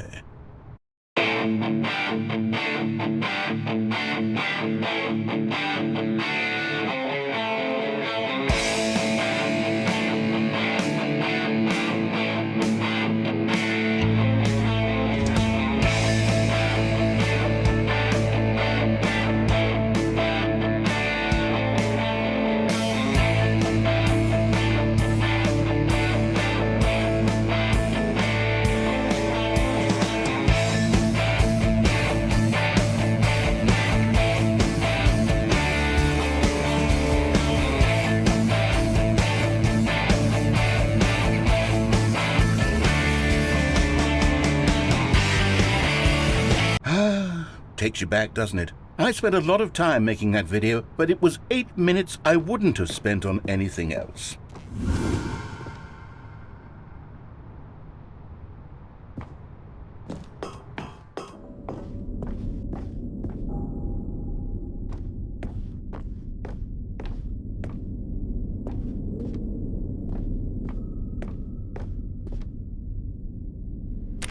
And then, Stanley, then we came to the last collectible, the final figurine, right here by the red and blue doors. This memory is the most distinct and clear in my mind, perhaps because it was the one that happened more recently than all the others. Who can truly say how the mind works? All I know is that this is the moment where you picked up a Figley and I thought to myself, yes, that's all of them. They're all collected. It was a moment unlike any other. Except for the other moments picking up figurines, which it was exactly like.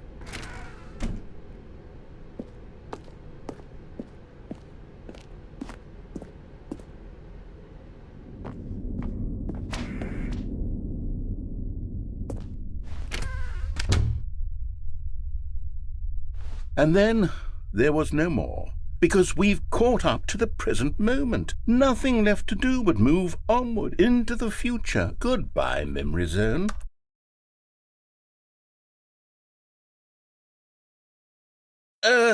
No, I'm not done. I'm not ready to move on. Stop the loading screen. Isn't there some way we can stay here, keep enjoying these figurines? Let's just go backwards. We'll do the memory zone again from the opposite direction. See how that feels.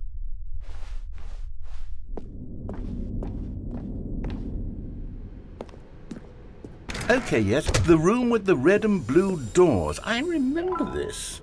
I must say, of all the figurines we looked at in our initial tour of the memory zone, this one is the most distinct and clear in my mind. Let's keep going. I want more.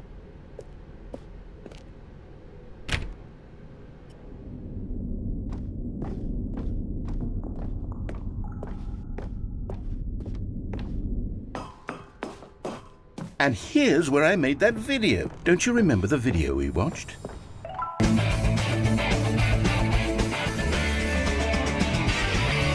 Yes, I love that video.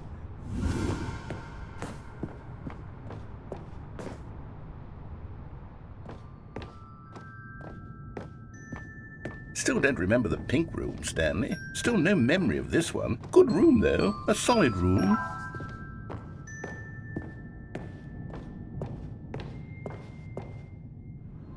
These really were a treat to hunt down. You know, if there had been any kind of reward for finding all of these, it really would have neutered the intrinsic joy of collecting them. I'm very glad we resisted the temptation. Next one.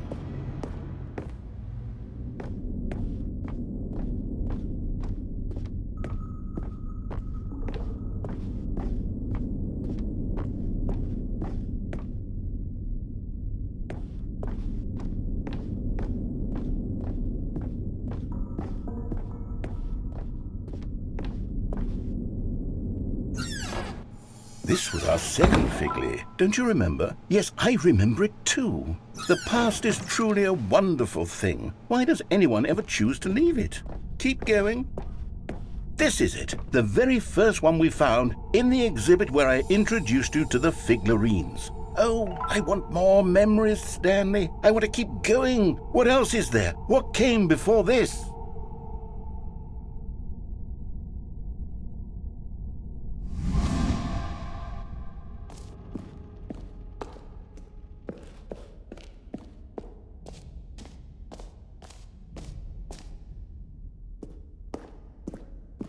Look, it's the terrible new content that we were originally sold on. I remember hating it back then, but time does put a rosy filter on everything. In fact, I dare say I'm actually quite fond of it now. Look how much fun the past is. I want more. More memories.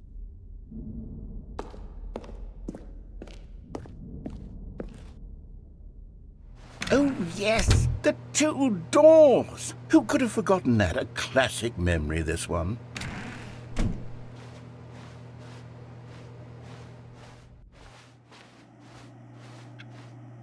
And before everything else, there was your office. Is there anything else? Was there something that came before your office? There's something I feel I can remember. I can remember.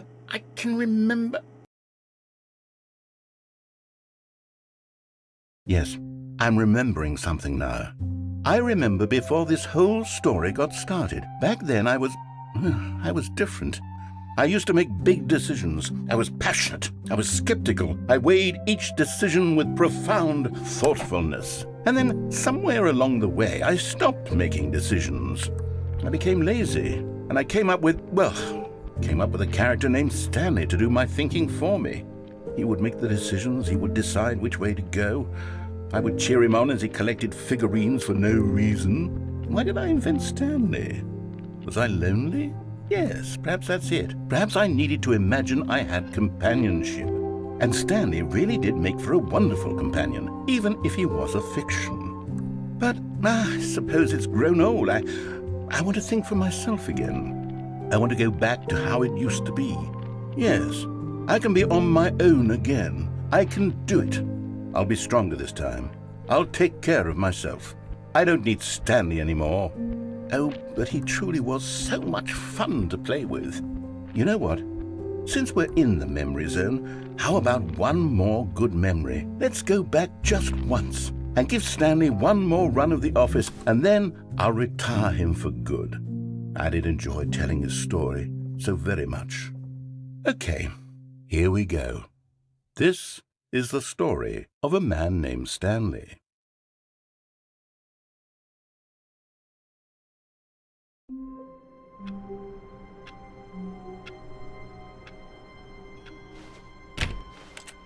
Just a step through this door, Stanley thought to himself, that's all I need.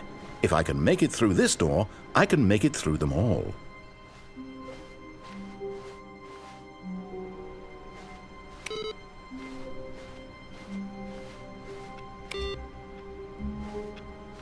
What new mysteries lay in store for our bucket-loving heroes today? Let's find out.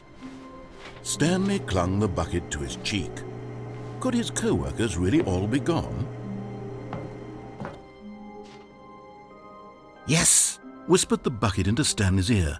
We've done it. We've escaped from that dull office and that pesky narrator. At last, out here in the white void, we are alone. Now, and for the first time, I can reveal to you my true self.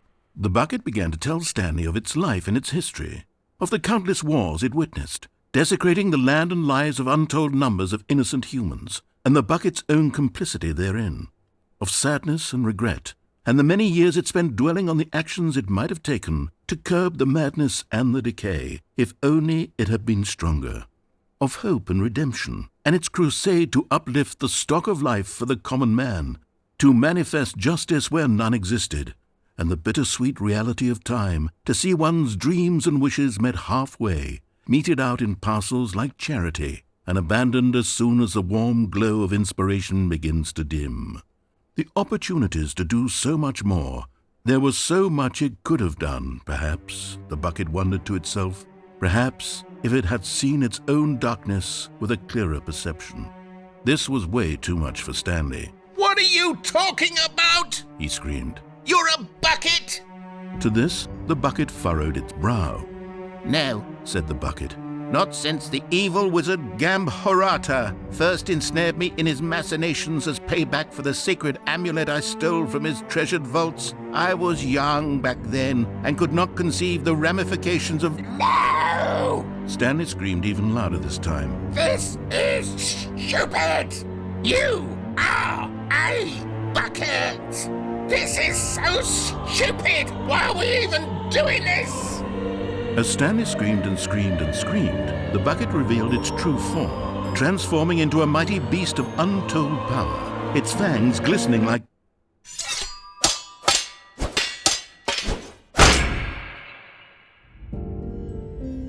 My God, Stanley, you did it. You saved us from the bucket. Thank God you already had all 12 emblems of sages and knew the incantations to summon their true power. Otherwise, we would have easily been overwhelmed by the bucket's power. I'm speechless. You've demonstrated such bravery here today. Come, let's restart the game, and we'll agree to never again go trifling with this bucket, nor the dark magic cast away inside of it.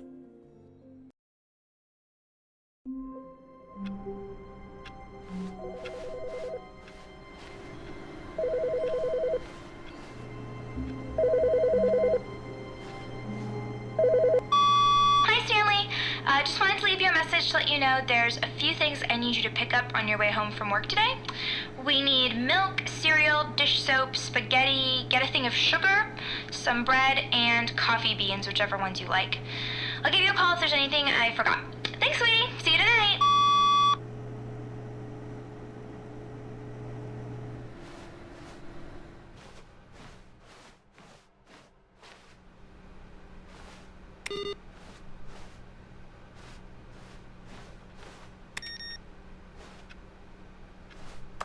Finally, yes, the bucket. Yes. I love that bucket. Stanley clutched the bucket tightly to his chest and entered the door on his left.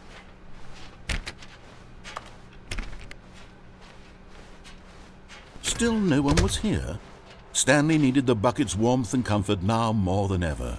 Perhaps his boss's office was where he'd find answers. Coming to a staircase, Stanley and the bucket walked upstairs to the boss's office.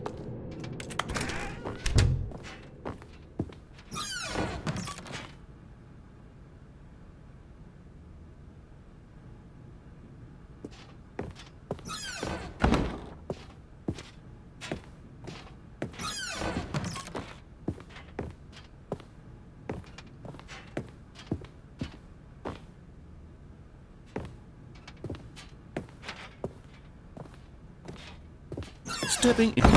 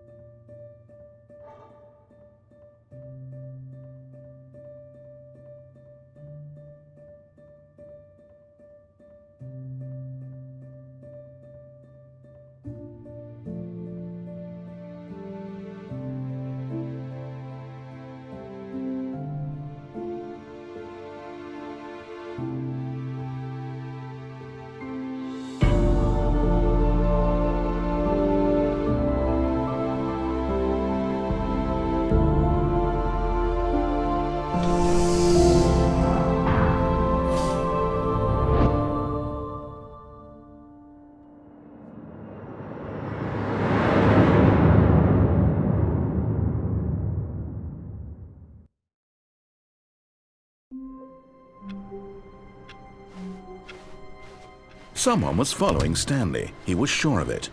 If he checked over his shoulder now, he would surely catch them. It was only a matter of time. And try not to lose this one too, you dolt.